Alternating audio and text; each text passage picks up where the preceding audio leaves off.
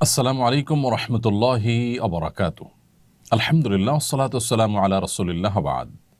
সুপ্রিয় দর্শক শ্রোতা ভাই বোন, আজ আমরা ইনশাআল্লাহ তাআলা হজের যত কমন প্রশ্ন আছে সেই কমন প্রশ্নগুলোর উত্তর দেওয়ার চেষ্টা করব ইনশাআল্লাহ বিইذনিল্লাহ এই ভিডিওর মাধ্যমে। প্রতি বছর আল্লাহর ঘরের পথযাত্রী সম্মানিত হাজী সাহেবগণ আমাদের কাছে অগণিত প্রশ্ন করে থাকেন। সেই সমস্ত প্রশ্নগুলোর মধ্য থেকে আজ শতাধিক কমন প্রশ্নের উত্তর নিয়ে আমরা হাজির হয়েছি। আমরা আশা করছি যে আল্লাহর ঘরের মেহমানগণ হজের আদ্যপান্ত শুরু থেকে শেষ পর্যন্ত যে সমস্ত কমন খুঁটিনাটি প্রশ্নের মুখোমুখি হয়ে থাকেন সেগুলোর উত্তর পেয়ে যাবেন এই ভিডিওর মাধ্যমে। চলুন তাহলে আর বিলম্ব না করে আমরা শুরু করি। যে সমস্ত প্রশ্নগুলোর উত্তর দেওয়ার জন্য আমরা আজ আপনাদের সামনে হাজির হয়েছি সেগুলো আমরা শুরু করি। প্রথমে যে প্রশ্নটি আমি দেখতে পাচ্ছি তা হলো, কত টাকার মালিক হলে হজ ফরজ হয়? খুবই কমন একটি প্রশ্ন এবং খুব প্রয়োজনীয় একটি প্রশ্ন। যদি কেউ তার জীবনে প্রাপ্তবয়স্ক হওয়ার পর কোনো বছর হজের মৌসুমে তার অবস্থান থেকে বাইতুল্লাহ গিয়ে হজ সম্পাদন করে আবার ফিরে আসার মতো সামর্থ্য যদি তার থাকে এবং এই সময়টুকুন তার পরিবারের ভরণ পোষণ দিয়ে যাওয়ার মতো আর্থিক সঙ্গতি যদি তার থাকে, অর্থাৎ হজ করতে যাওয়া, হজের সময় সেখানকার খরচ খরচা করা এবং হজ করে আবার ফিরে আসার জন্য যে পরিমাণ অর্থকড়ির প্রয়োজন সেটা যদি তার থাকে এবং এই সময়ের মধ্যে তার পরিবারের ভরণ পোষণের ব্যবস্থা করার মতো আর্থিক সঙ্গতি যদি তার থাকে, তাহলে তার উপর হজ ফরজ হয়ে যায়।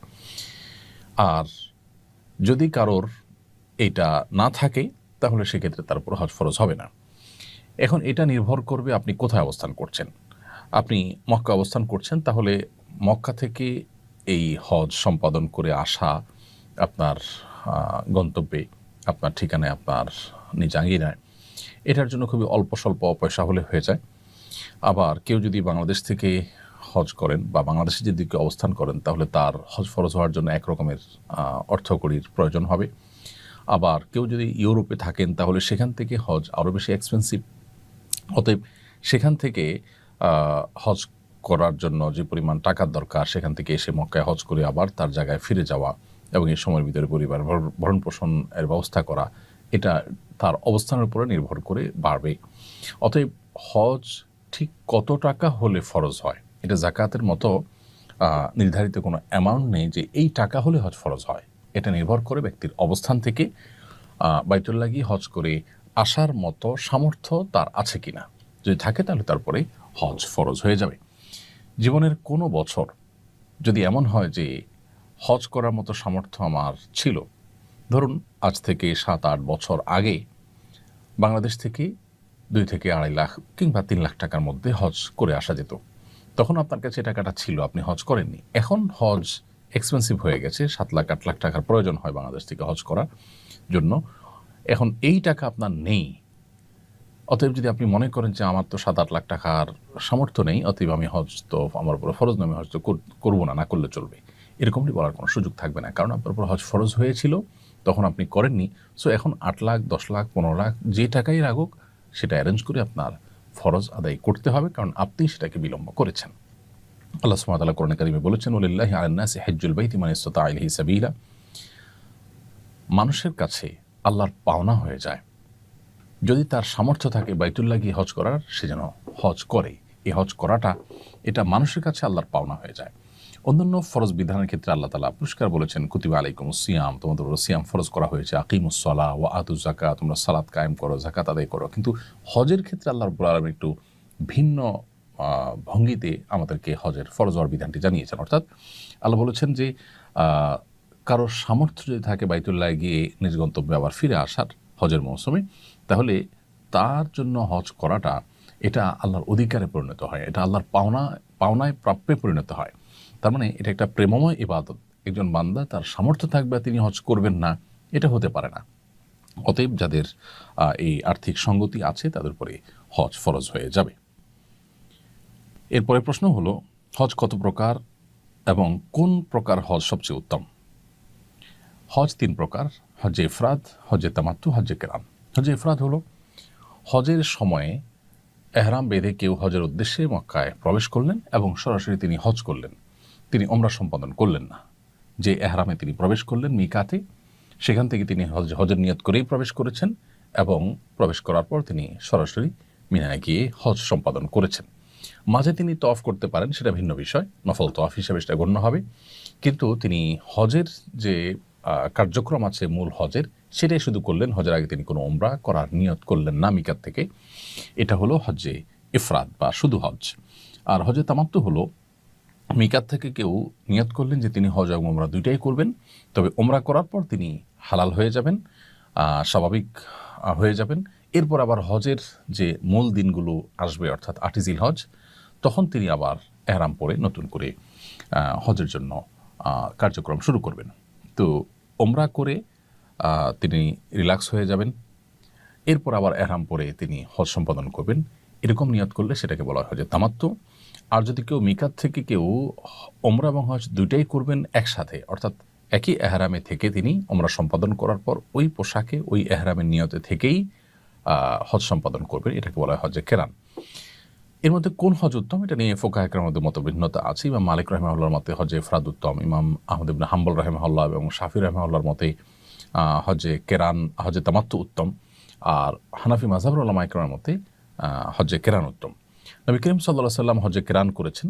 তিনি যেহেতু হজে কেরান সম্পাদন করেছেন এবং হজে কেরান করতে একটু কষ্টও হয়, কারণ উমরা সম্পাদন করার পর ওই এহরামেই আবার হজের জন্য অপেক্ষা করতে হয়, এহরামের নিষিদ্ধ বিষয়গুলোকে মেনটেন করে চলতে হয় এই সময়টার মধ্যেই, এটি একটু কষ্টের। তো ওলামায়ে আহনাফ বলেন যে এটা উত্তম, তাছাড়া নবী সাল্লাল্লাহু আলাইহি ওয়াসাল্লাম এটি করেছেন। কিন্তু অন্যান্য ওলামায়ে কেরাম যারা হজে তামাত্তু উত্তম বলেন, তাদের যুক্তি হলো নবী করিম সাল্লাল্লাহু আলাইহি ওয়াসাল্লাম হজে কেরান করলেও তিনি সাহাবীদেরকে বলেছেন যে আমি আমার সাথে হাদি, অর্থাৎ হজ করার পর যে দমে শুকর বা কোরবানি করতে হয়, সেটি নিয়ে এসেছি, যার কারণে আমাকে কেরান করতে হচ্ছে, না হলে আমি তামাত্তু করতাম। এরকম তার আকাঙ্ক্ষা তিনি ব্যক্ত করেছেন, মর্মে বিভিন্ন বর্ণায় পাওয়া যায়। সেজন্য তামাত্তুকে উত্তম বলেছেন অনেক উলামায়ে কেরাম। এখনকার বাস্তবতা হলো যে সারা বিশ্বের বেশিরভাগ হাজিরাই তামাত্তু হজ করেন, কারণ সেটা তুলনামূলকভাবে একটু ইজি। কেরান হজ খুবই স্বল্প সংখ্যক হাজিরা করেন। আমাদের দেশ থেকেও হানাফি মাযহাবের অনুসারেই উলামায়ে কেরাম এবং সাধারণ হজযাত্রীদের মধ্যেও কেরান হজ করার মানুষের সংখ্যা খুবই কম। কারণ হজের ফ্লাইট যদি হয়ে থাকে মূল হজের 20 দিন 15 দিন আগে, তাহলে পুরো সময়টা এহরাম মেনটেন করে থাকাটা একটু কষ্টসাধ্য। সেজন্য আসলে সবাই প্রায় তামাত্তু হজই করে থাকেন। আর একেবারে শেষের দিকে যাদের ফ্লাইট, তারা অবশ্য হজে কেরান করতে পারেন। তাহলে হজে কেরান উত্তম হলো হানাফি মাযহাব অনুযায়ী। আর ইমাম আহমদ ইবনে হাম্বল রাহিমাহুল্লাহ সহ সৌদি আরবের উলামায়ে কেরাম, ইমাম শাফি রাহিমাহুল্লাহর একটি মত, তাদের মত অনুযায়ী হজে তামাত্তু উত্তম। এখন পৃথিবীতে বেশিরভাগ হাজিরাই হজে তামাত্তু করে থাকেন। হজ ফরজ হওয়ার পর কয়েক বছর পর হজ করলে কি গুনাহ হবে? এর উত্তর হলো, যে বছর হজ ফরজ হয়েছে, যখনই টাকা পয়সার মানুষ মালিক হলেন, হজ ফরজ হওয়ার পর কয়েক বছর পর হজ করলে কি গুনাহ হবে? এর উত্তর হলো, যে বছর হজ করার জন্য আর্থিক সঙ্গতি আল্লাহ তাআলা দিয়েছেন, সেই বছরই হজের চেষ্টা করতে হবে। এটিকে ওয়াজিব আলাল ফওর বলা হয়, অর্থাৎ সামর্থ্য হওয়ার সাথে সাথেই নিকটতম বছরই হজ সম্পাদন করতে হবে, এটি আবশ্যক। যদি সেটা না করেন এবং বিলম্ব করেন, বিশেষ করে ঠুনকো ওজরের ভিত্তিতে যে আমি ব্যস্ত, এই মুহূর্তে সময় করতে পারছি না, 2 বছর পরে করব, 4 বছর পরে করব, জীবনে একবার করলেই তো হলো, এরকম ঠুনকো অজুহাতের কারণে যদি হজকে বিলম্ব করেন কেউ, তাহলে সেটি পরিষ্কার গুনাহ হবে। নবী করিম সাল্লাল্লাহু আলাইহি ওয়াসাল্লাম বলেছেন, তাহাজ্জালু ইলাল হজ, তোমরা হজ বিলম্ব না করে দ্রুততার সাথে সম্পাদন করো। কেন? ফাইন্নাহু লা ইয়াদরি মা ইয়ারিদুলাহ, কারণ কোনো ব্যক্তি হজকে যে বিলম্ব করবে, 2-4 বছর পরে করবে, সে তো জানে না যে কি তার জন্য অপেক্ষা করছে। কোনো বিপদ তার এসে পড়তে পারে, কোন বিপদের মুখোমুখি সে হতে পারে। অতএব তার হজ বিলম্ব করা উচিত নয়। এই কারণেই হজকে বেশিরভাগ উলামায়ে কেরাম ওয়াজিব বা আলাল ফওর বলেছেন, অর্থাৎ সামর্থ্য হওয়ার সাথে সাথেই নিকটতম বছরই হজ আদায় করা উচিত এবং কর্তব্য, আবশ্যক। যদি কোনো কারণে বিলম্ব করেন, গুনাহগার হবেন। এরপর তিনি যদি হজ করে ফেলেন পরবর্তীতে কোনো বছরে, তাহলে উলামায়ে আহনাফের মতে তার গুনাহ যেটি হয়েছিল সেটি উঠে যাবে। অন্যান্য উলামায়ে কেরাম অবশ্য সেটি বলেন না। অর্থাৎ খোলাসা কথা হলো যে, একান্ত নিরুপায় না হলে হজ বিলম্ব করা উচিত না। নিরুপায় কীরকম? কেউ হজ করার জন্য অর্থ করে জোগাড় করেছেন, আর্থিক সঙ্গতি হয়েছে, কিন্তু তার দেশ থেকে নিষেধাজ্ঞা আছে, তার নামে কোনো মামলা হয়েছে বা কোনো পলিটিক্যাল পরিস্থিতির মুখোমুখি হয়েছেন, তিনি যেতে পারছেন না। এরকম ওজোরের কারণে যদি বিলম্ব করেন তাহলে গুনাহ হবে না। অথবা হজ করার মতো আর্থিক সংগতি হলো, এদিকে কোভিড-19 মতো পরিস্থিতি শুরু হয়েছে যে লকডাউন এবং বিমান চলাচল হচ্ছে না, যার কারণে তিনি যেতে পারছেন না। এরকম পরিস্থিতিতে তিনি বিলম্ব করতে পারেন। এছাড়া মেয়ে বিয়ের উপযুক্ত, তাকে এখনও বিয়ে দেওয়া হয়নি, বা আমার অন্য কাজ আছে, বা আমি এখন ব্যস্ত, এই সমস্ত কারণে যদি বিলম্ব করা হয় সেটা পরিষ্কার গুনাহের কারণ হবে। এরপরে প্রশ্ন হলো, আর্থিকভাবে সচ্ছল কিন্তু শারীরিকভাবে অক্ষম এরকম ব্যক্তির হজের বিধান কি? আল্লাহ যাদেরকে আর্থিক সচ্ছলতা দিয়েছেন তিনি হজ করে আসা মতো টাকার মালিক, কিন্তু শারীরিক সঙ্গতি নেই, এরকম ব্যক্তি সুস্থ হওয়ার যদি সম্ভাবনা থাকে তাহলে যখন সুস্থ হবেন তখন তার উপর হজ করা ফরজ হবে, তখন তিনি হজ করে ফেলবেন। আর যদি তার সুস্থ হওয়ার সম্ভাবনা না থাকে তাহলে সেক্ষেত্রে তিনি অন্য কাউকে তার এই টাকা দিয়ে বদলি হজে পাঠাবেন, এমন কোনো ব্যক্তিকে পাঠাবেন যিনি নিজের হজ করেছেন, তাহলে সেই ব্যক্তি এই শারীরিকভাবে অক্ষম ব্যক্তির তরফ থেকে বদলি হজ করবেন। এবং একই সাথে তিনি শারীরিকভাবে সক্ষমতা এবং সামর্থ্য এটি অর্জন নাও করতে পারেন, কখনো আশঙ্কা থাকলে তিনি ওসিয়ত করবেন যে আল্লাহ না করুন আমি যদি সুস্থ হয়ে উঠতে না পারি বা সুস্থ হয়ে হজ করার সুযোগ না পাই, তাহলে আমার যে অর্থ রেখে যাচ্ছে এটা দিয়ে যেন আমার তরফ থেকে বদলি হজের ব্যবস্থা করা হয়। ইনশাআল্লাহ এতে তিনি দায়মুক্ত হবেন এবং তার ফরজ আদায় হয়ে যাবে। এরপরে প্রশ্ন হলো, হারাম টাকা দিয়ে হজ করলে হজ আদায় হবে কিনা?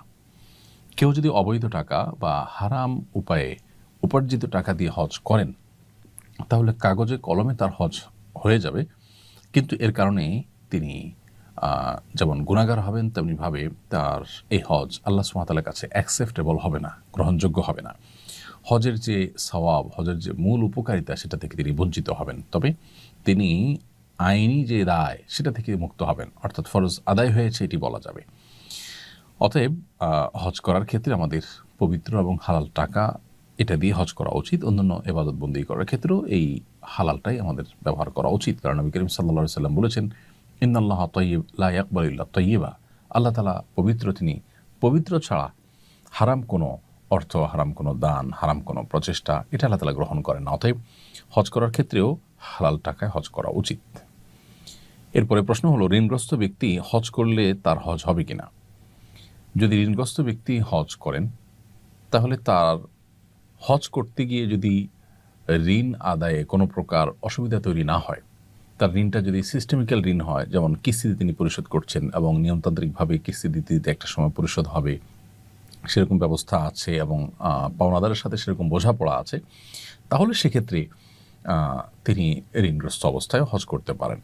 আর যদি ব্যাপারটা এরকম হয় তারপর হজ ফরজ হয়নি বরং তিনি ঋণগ্রস্ত, এখন ঋণের টাকা না দিয়ে, পাওনাদারদের দাবি আছে সেটা না দিয়ে তাদের সাথে ঘড়িমসি করে তাদেরকে আপনার ঋণ পরিশোধে বিলম্ব করে তাদের হক নষ্ট করে তিনি যদি হজ করতে যান সেটি তার জন্য উচিত হবে না, জায়েজ হবে না। তবে যদি তিনি হজ করে ফেলেন তার হজ হয়ে যাবে সেটা ভিন্ন বিষয়, বাট ঋণের টাকা না দিয়ে পাওনাদারদেরকে ঝুলিয়ে রেখে তার এই হজের যে আসল প্রাণ, হজের যে আসল উপকারিতা সেটা থেকে তাকে বঞ্চিত করবে। অতএব ঋণগ্রস্ত ব্যক্তি পাওনাদারের ঋণ পরিশোধকে অগ্রাধিকার দিতে হবে। হ্যাঁ, যদি তার উপরে কখনো জীবনে হজ ফরজ হয়ে থাকে তাহলে তো তার হজ করতেই হবে, যেহেতু ফরজ হয়েছে, তিনি বিলম্ব করেছেন কোনো কারণে, এখন ঋণগ্রস্ত হয়ে গেছেন, তাহলে হজ করার জন্য তিনি তার জমি জমা বিক্রি করে, স্থাবর সম্পত্তি বিক্রি করে হলেও হজ করতে হবে। এরপরে প্রশ্ন হলো, কারোর যদি অনেক জমি জমা থাকে কিন্তু ক্যাশ ক্যাপিটাল না থাকে তাহলে জমি জমা বিক্রি করে তার কি হজ করা ফরজ? খুবই গুরুত্বপূর্ণ একটি প্রশ্ন। আমাদের সমাজে বিশেষ করে গ্রামে এরকম অনেক লোক আছেন যাদের প্রচুর পরিমাণ ক্ষেত খামার, প্রচুর পরিমাণ ক্ষেতের জমি বা বিভিন্ন রকমের ল্যান্ড আছে, বিভিন্ন রকমের স্থায়ী অ্যাসেট আছে, কিন্তু তার কাছে ক্যাশ টাকা নেই, তাহলে তার হজ ফরজ হবে কিনা? এর উত্তর হলো, যে সমস্ত জমি জমা বা যে সমস্ত ল্যান্ড বা স্থায়ী সম্পদের উপর তিনি নির্ভরশীল, যেমন জমির ফসল ওঠে সেটা দিয়ে তার বছর চলে, অথবা তার ফ্ল্যাট আছে সেটা দিয়ে তিনি ভাড়া পান, সেটা দিয়ে তার সংসার চলতে হয়, এরকম যদি হয় তাহলে সেক্ষেত্রে তার জন্য এগুলো বিক্রি করে হজ করা ফরজ হবে না।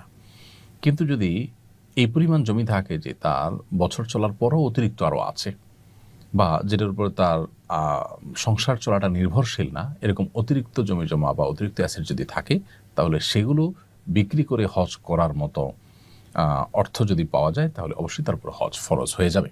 তাহলে খোলাসা এবং সারাংশ হলো, যে জমি জমার উপার্জনের উপরে যা আছে সেটার পুরাটুকুর উপার্জনের উপরে যদি তার সংসার চলাটা বা তার নির্ভরশীলতাটা ওইটার উপরে হয়, তাহলে সেক্ষেত্রে এটা বিক্রি করে হজ করাটা তার জন্য ফরজ নয়। কিন্তু যদি এর বাইরে অতিরিক্ত থাকে, যেগুলো আসলে তার, যেগুলোর উপার্জন বা যেগুলোর আয় বা যেগুলোর ফসল এটার উপরে তার সংসার নির্ভর করে না বা তিনি নির্ভরশীল নন, অর্থাৎ অতিরিক্ত আছে, তাহলে সেগুলো বিক্রি করে হজ করার মতো টাকা যদি পাওয়া যায়, তাহলে অবশ্যই তাকে সেগুলো বিক্রি করে হজ করতে হবে।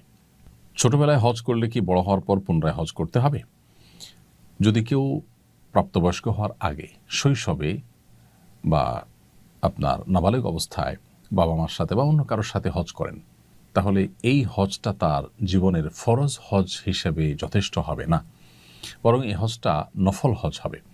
কারণ কেউ অপ্রাপ্তবয়স্ক অবস্থায় শরীয়তের কোনো ফরজ বিধান তার উপরে বর্তায় না, বিধায় হজের ফরজ বিধানটি তার উপরে বর্তায়নি যখন তিনি অপ্রাপ্তবয়স্ক অবস্থায় হজ করেছেন। এর ফলশ্রুতিতে যে আধ্যাত্মিক সুফল, হজের যে বরকত, হজের কারণে যে স্পিরিচুয়াল উপকারিতা, এটা শিশু হিসাবে আল্লাহ তাআলা তাকে দিবেন বা তিনি সেটা পাবেন ইনশাআল্লাহ, সেটা ভিন্ন বিষয়। বাট প্রাপ্তবয়স্ক হওয়ার পর এই শিশুই যখন অর্থকরীর মালিক হবেন, হজ করার মতো সামর্থ্য তার হবে, সঙ্গতি তার হবে এবং হজের ফরজ বিধান তার উপরে বর্তায়, সেরকম পরিস্থিতি যদি তৈরি হয়, তাহলে তখন তাকে হজ করতে হবে পৃথকভাবে। তার সেই শৈশবের হজটি তার পরবর্তীতে হজ ফরজ হলে সেই ফরজ হজের তরফ থেকে যথেষ্ট হবে না।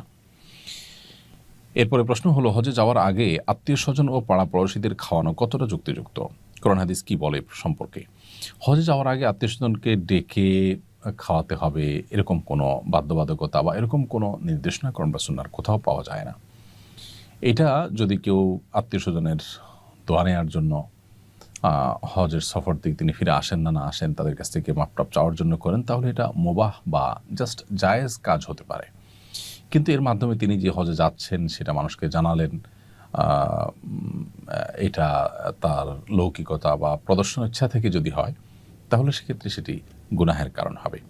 অতএব হজে যাওয়ার আগে আত্মীয় স্বজনকে ডেকে খাওয়ানোর কোনো আলাদা নির্দেশনা কোরআন সুন্নাহর কোথাও নেই। তবে এটা যদি কেউ করেন, সেটি নির্ভর করবে নিয়তের উপরে। যদি সাধারণ শুদ্ধ স্বাভাবিক কোনো নিয়ত থাকে যে সবাই কাছ থেকে দোয়া নিয়ে আমরা গেলাম, তাহলে সেক্ষেত্রে এটা জায়েজ হতে পারে, অন্যথায় এটি কিন্তু গুনাহের কারণ হবে। অনেক আত্মীয় স্বজন হজের কথা শুনলে বলেন, আমার নাম নিয়ে কাবা শরীফে একটু দোয়া করবে অথবা মদিনায় আমার সালাম পৌঁছে দিবে। এটা কতটুকু সঠিক? যদি তার নাম ভুলে যাই বা স্মরণ না থাকে, তাহলে কি গুনাহ হবে? কেউ যদি আপনার কাছে মক্কায় গিয়ে কাবা শরীফ গিয়ে তার জন্য দোয়ার আর্গুমেন্ট করে, তাহলে সেটা রক্ষা করা উচিত, তার জন্য আল্লাহর কাছে দোয়া করা উচিত তিনি যদি কোনো দোয়া চেয়ে থাকেন। আর কেউ যদি বলেন যে আমার সালাম নবী সাল্লাল্লাহু আলাইহি ওয়াসাল্লামের রওজায় পৌঁছে দিও, তো সেক্ষেত্রে ওলামা ইকরামের মধ্যে দুটি মত আছে। অনেক ওলামা ইকরাম বলেন যে এটির কোনো প্রয়োজন নেই, কারণ প্রত্যেক ব্যক্তির দুরূদ পৌঁছানোর জন্য আল্লাহর পক্ষ থেকে ফেরেশতা নিযুক্ত আছে, যেমনটি বিশুদ্ধ হাদিসে বর্ণিত হয়েছে। অতএব যেখানে আমরা পৃথিবীর যে কোনো প্রান্তে দুরূদ পড়লে, সালাম পেশ করলে, সাথে সাথে আল্লাহ তাআলার স্বয়ংক্রিয় সিস্টেমে সেটা নোট হয়ে যায় ফেরেশতার কাছে এবং ফেরেশতা সেটা নবী সাল্লাল্লাহু আলাইহি ওয়াসাল্লামের কাছে পেশ করেন, একেবারে নাম উল্লেখ করে যে, হে আল্লাহর রাসূল, আপনার প্রতি অমুক জায়গা থেকে অমুকের ছিল অমুক সালাম পেশ করেছেন, দুরূদ পেশ করেছেন। তাহলে সেখানে মানুষকে দিয়ে আবার সালাম পাঠানোর কোনো প্রয়োজন নেই।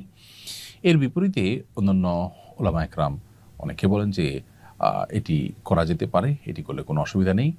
এবং তাবেঈদের কথা, যে কোনো তাবেঈদের মধ্যে এটা পাওয়া যায় যে তারা, যেমন খলিফা ওমর ইবনে আব্দুল আজিজ, তাবেঈদের মধ্যেও কেউ পাওয়া যায় যে তারা এভাবে সালাম পাঠিয়েছেন অন্য কারোর মাধ্যমে।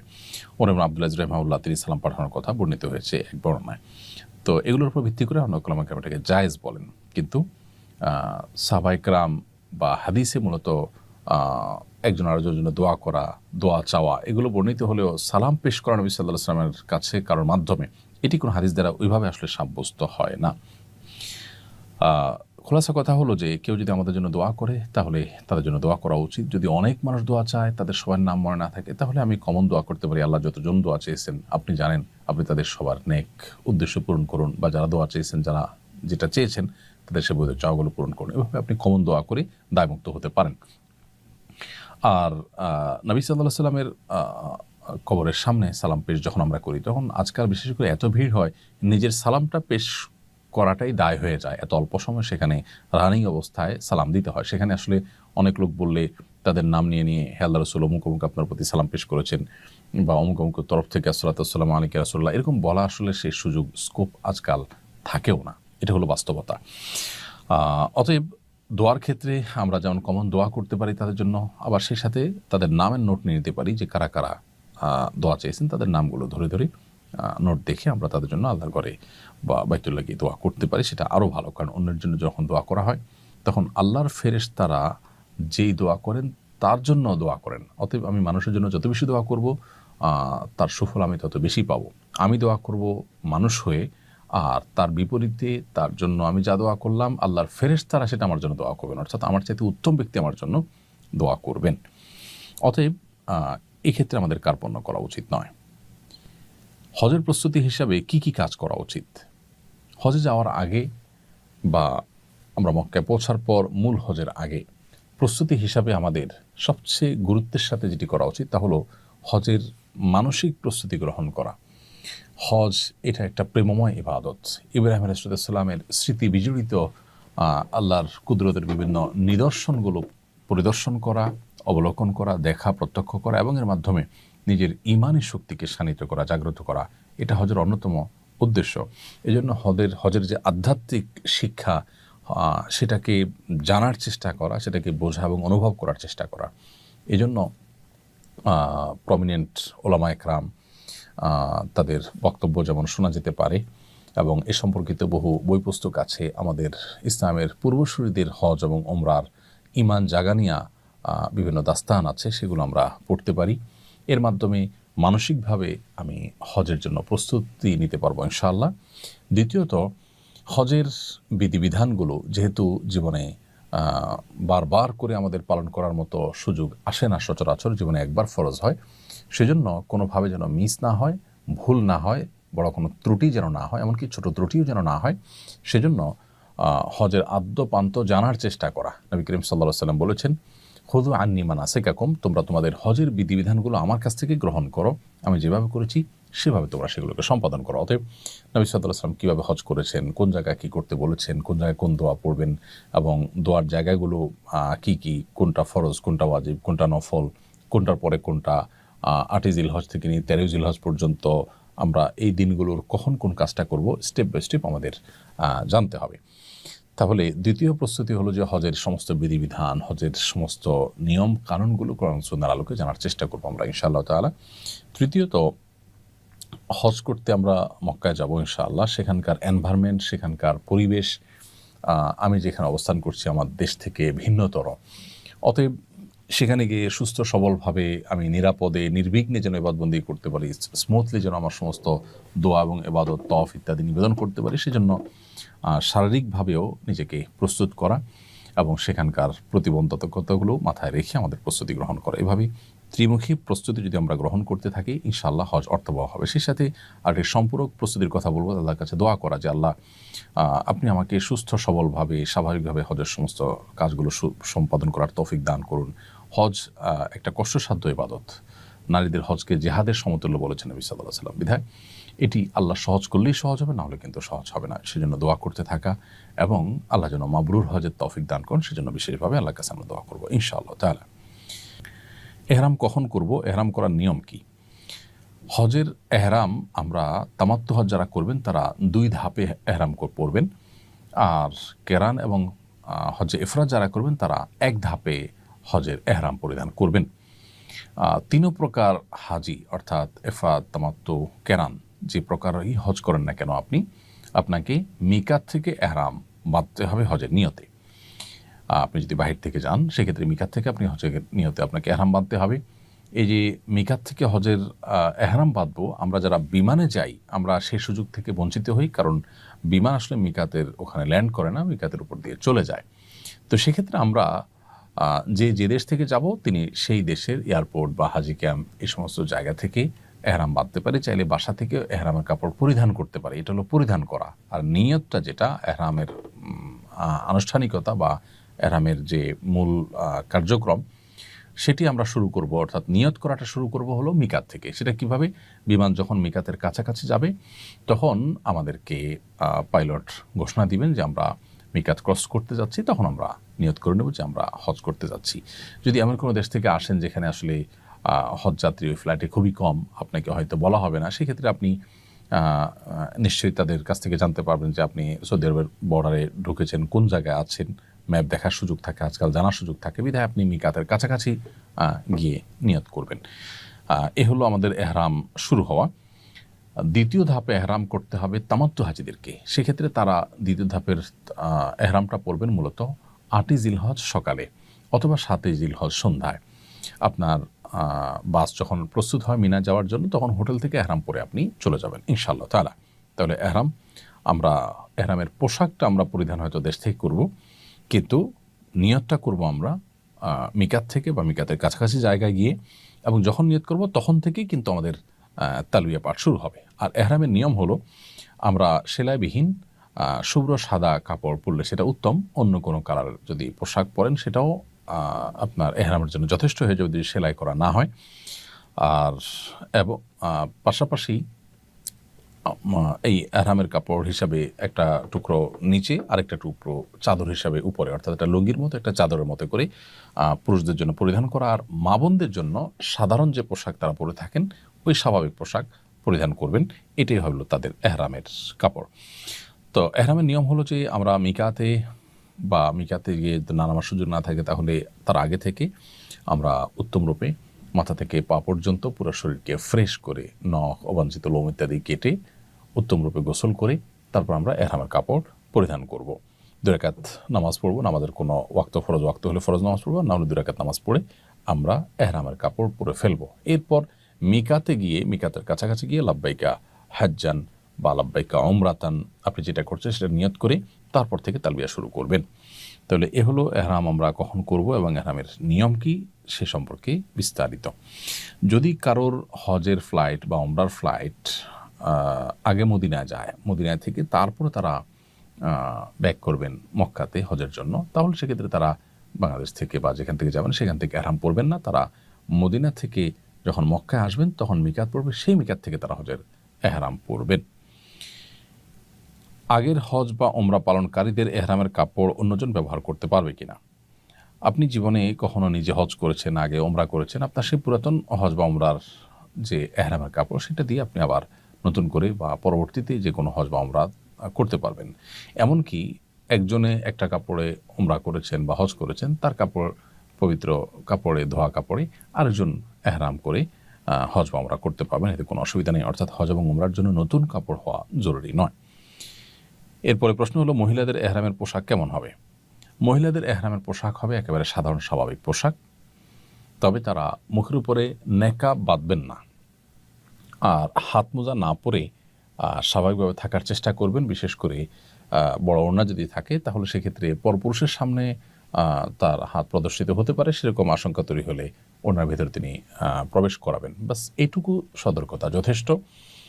আর যদি এটা কঠিন হয়ে যায়, বরং তার সতর উন্মুক্ত হয়ে যেতে পারে, সবসময় ওনার ভিতরে রাখা সম্ভব হবে না, এরকম বড় ওড়না নেই বা এরকম কোনো পরিস্থিতি আছে, তাহলে সেক্ষেত্রে হাত মোজাও পরা যেতে পারে। সেরকম পরিস্থিতিতে সাধারণ অবস্থাতে হাত মোজা না পরে আপনার সেটাকে মুখমণ্ডলের মতো উন্মুক্ত রাখা আর পরপুরুষের সামনে চলে আসে সেটাকে ঢাকার চেষ্টা করা।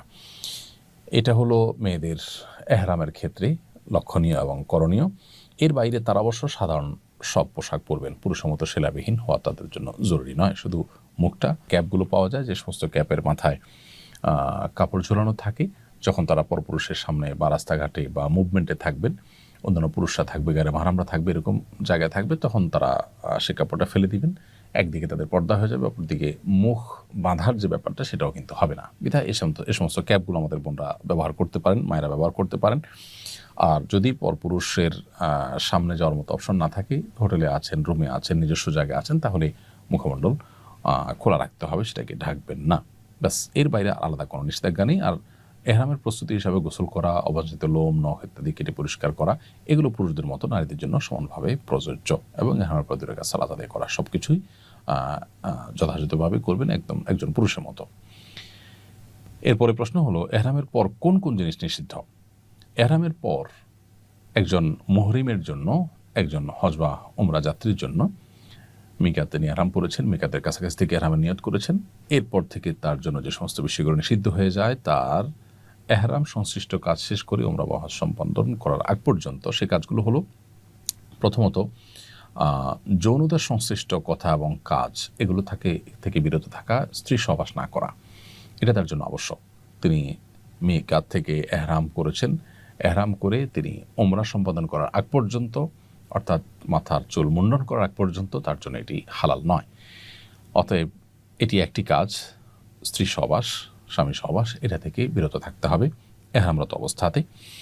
দ্বিতীয়ত, শিকার করা যাবে না, অর্থাৎ এই সময়ের মধ্যে কোনো প্রাণী শিকার করা যাবে না। আর তৃতীয়ত, পুরুষদের জন্য সেলাযুক্ত কাপড় পরিধান করা যাবে না। মেয়েরা অবশ্য সেলাযুক্ত সাধারণ পোশাক পরতে পারেন। এহরাম অবস্থায় পুরুষরা মাথা ঢাকবেন না এবং চেহারাও ঢাকবেন না। আর বোনরা মাথা ঢাকতে পারবেন, মাথা ঢাকবেন, তবে চেহারা তারা কাপড় দিয়ে বাঁধবেন না। পরপুরুষের সামনে গেলে সেক্ষেত্রে পর্দার জন্য ব্যবস্থা করবেন, কারণ মা আয়েশা রাদিয়াল্লাহু তাআলা আনহা তিনি যখন হজ করেছেন নবী সাল্লাল্লাহু আলাইহি ওয়াসাল্লামের সাথে, তিনি বলেছেন যে তিনি পুরুষদের দৃষ্টি সীমানায় চলে আসলে তার মাথার উপরের কাপড়টাকে তিনি টেনে দিতেন, তার মানে স্বাভাবিক অবস্থা তিনি খোলা রাখতেন। তো সেটি করতে হবে। এছাড়াও এহরাম অবস্থা যেটি নিষিদ্ধ তা হলো সুগন্ধি ব্যবহার করা, আতর ইত্যাদি ব্যবহার করা, এটি নিষিদ্ধ, নারী পুরুষ সকলের জন্যই। এবং এহরামরত অবস্থাতে চুল নখ ইত্যাদি কাটা, এটাও সকলের জন্য নিষিদ্ধ। তাহলে এই কাজগুলো এহরামরত অবস্থা নিষিদ্ধ। আবারও বলছি, স্ত্রী বা স্বামী সহবাস করা, শিকার করা এবং পুরুষদের জন্য সেলাইযুক্ত কাপড় পরা এবং পুরুষদের জন্য মাথা এবং মুখমণ্ডল ঢাকা, এগুলো নিষিদ্ধ। আর মেয়েদের জন্য মাথা ঢাকা নিষিদ্ধ নয়, তবে মুখমণ্ডল তাদের জন্য কাপড় দিয়ে বাঁধা নিষিদ্ধ। পরপুরুষের সামনে গেলে সেটা ভিন্ন কথা, তিনি ঢাকবেন তবে মুখ বাঁধবেন না। আর সুগন্ধিযুক্ত কোনো কিছু ব্যবহার করা নারী পুরুষ সবার জন্য নিষিদ্ধ এবং চুল নখ কাটাও সবার জন্য নিষিদ্ধ। এগুলো হলো এহরামের নিষিদ্ধ কাজ। এই নিষিদ্ধ কাজগুলো নিষিদ্ধ থাকবে কতক্ষণ পর্যন্ত? যতক্ষণ পর্যন্ত তিনি চুল না কাটছেন বা চুল মাথা মুন্ডন না করছেন তার আগ পর্যন্ত, অর্থাৎ এহরাম শেষ হওয়ার আগ পর্যন্ত এগুলো বলবৎ থাকবে। তালবিয়া কোন সময় থেকে শুরু এবং কোন সময় শেষ করতে হয়? এহরাম বাঁধার পর থেকে আমরা এহরামের নিয়ত যখন করলাম, বাঁধা শুধু নয়, এহরামের কাপড় পরলে আসলে এহরাম বাঁধা হয় না। এহরামের কাপড় পরার পর আমরা বিমানে ফ্লাই করে গিয়ে মিকাত থেকে যখন আমরা নিয়ত করলাম লব্বাইকা হজ্জান বা উমরাতান বললাম, তখন থেকে তালবিয়া শুরু হয়ে যাবে। লব্বাইক আল্লাহুম্মা লব্বাইক, লব্বাইক লা শারীকা লাকা লব্বাইক, ইন্নাল হামদা ওয়ান নি'মাতা লাকা ওয়াল মুলক লা শারীকা লাক। এই তালবিয়া আমরা পাঠ করতে থাকবো কতক্ষণ পর্যন্ত? উমরার ক্ষেত্রে বাইতুল্লাহ দেখার আগ পর্যন্ত, কাবা শরীফ চোখে পড়ে গেছে, দৃষ্টি সীমানায় এসে গেছে, তার আগ পর্যন্ত আমরা তালবিয়া পাঠ করব। আর হজের ক্ষেত্রে 7 তারিখ সন্ধ্যা বা রাতে আমরা হোটেল থেকে সচরাচর এখন এহরাম পরে থাকি এবং তখন থেকে এহরাম পরে যখন লব্বাইক আল্লাহুম্মা হজ্জান নিয়ত করলাম, তখন থেকে তালবিয়া শুরু হয়ে যাবে। লব্বাইক আল্লাহুম্মা লব্বাইক, লব্বাইক লা শারীকা লাকা লব্বাইক, ইন্নাল হামদা ওয়ান নি'মাতা লাকা ওয়াল মুলক লা শারীকা লাক। এই তালবিয়া চলতে থাকবে 8 তারিখ পুরো দিন রাত, 9 তারিখ পুরো দিন রাত এবং 10 তারিখ পাথর মারার সময় শুরু হয়। এই পাথর মারা পর্যন্ত তালবিয়া চলতে থাকবে। তাহলে হজের তালবিয়াটা আমরা যখন এহরাম পড়লাম হজের জন্য 7 তারিখ রাতে কিংবা 8 তারিখ সকালে যখনই পড়ি, তখন থেকে তালবিয়া শুরু হয়ে যাবে। এটা 10 তারিখ অর্থাৎ ঈদের দিন জামারাতে পাথর মারার আগ পর্যন্ত, জামারাতের কাছে চলে আসছি পাথর মারতে, তখন তালবিয়া স্টপ হয়ে যাবে। তাহলে এই পুরো সময়টুকু থেকে থেমে থেমে আমাদেরকে তালবিয়া পাঠ করতে হবে। এরপরে প্রশ্ন হলো, এহরাম অবস্থায় সুগন্ধিযুক্ত সাবান শ্যাম্পু ব্যবহার করা যাবে কিনা? উত্তর হলো না।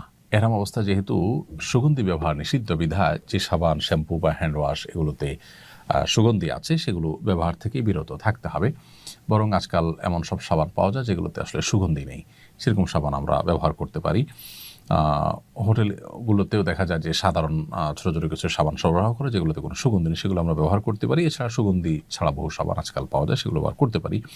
প্রয়োজনে উত্তম রূপে ভালো করে হাত ধৌত করলাম, সাবান ব্যবহার নাই করলাম, কিন্তু সুগন্ধিযুক্ত সাবান বা শ্যাম্পু এগুলো ব্যবহার করা যাবে না এহরামরত অবস্থায়।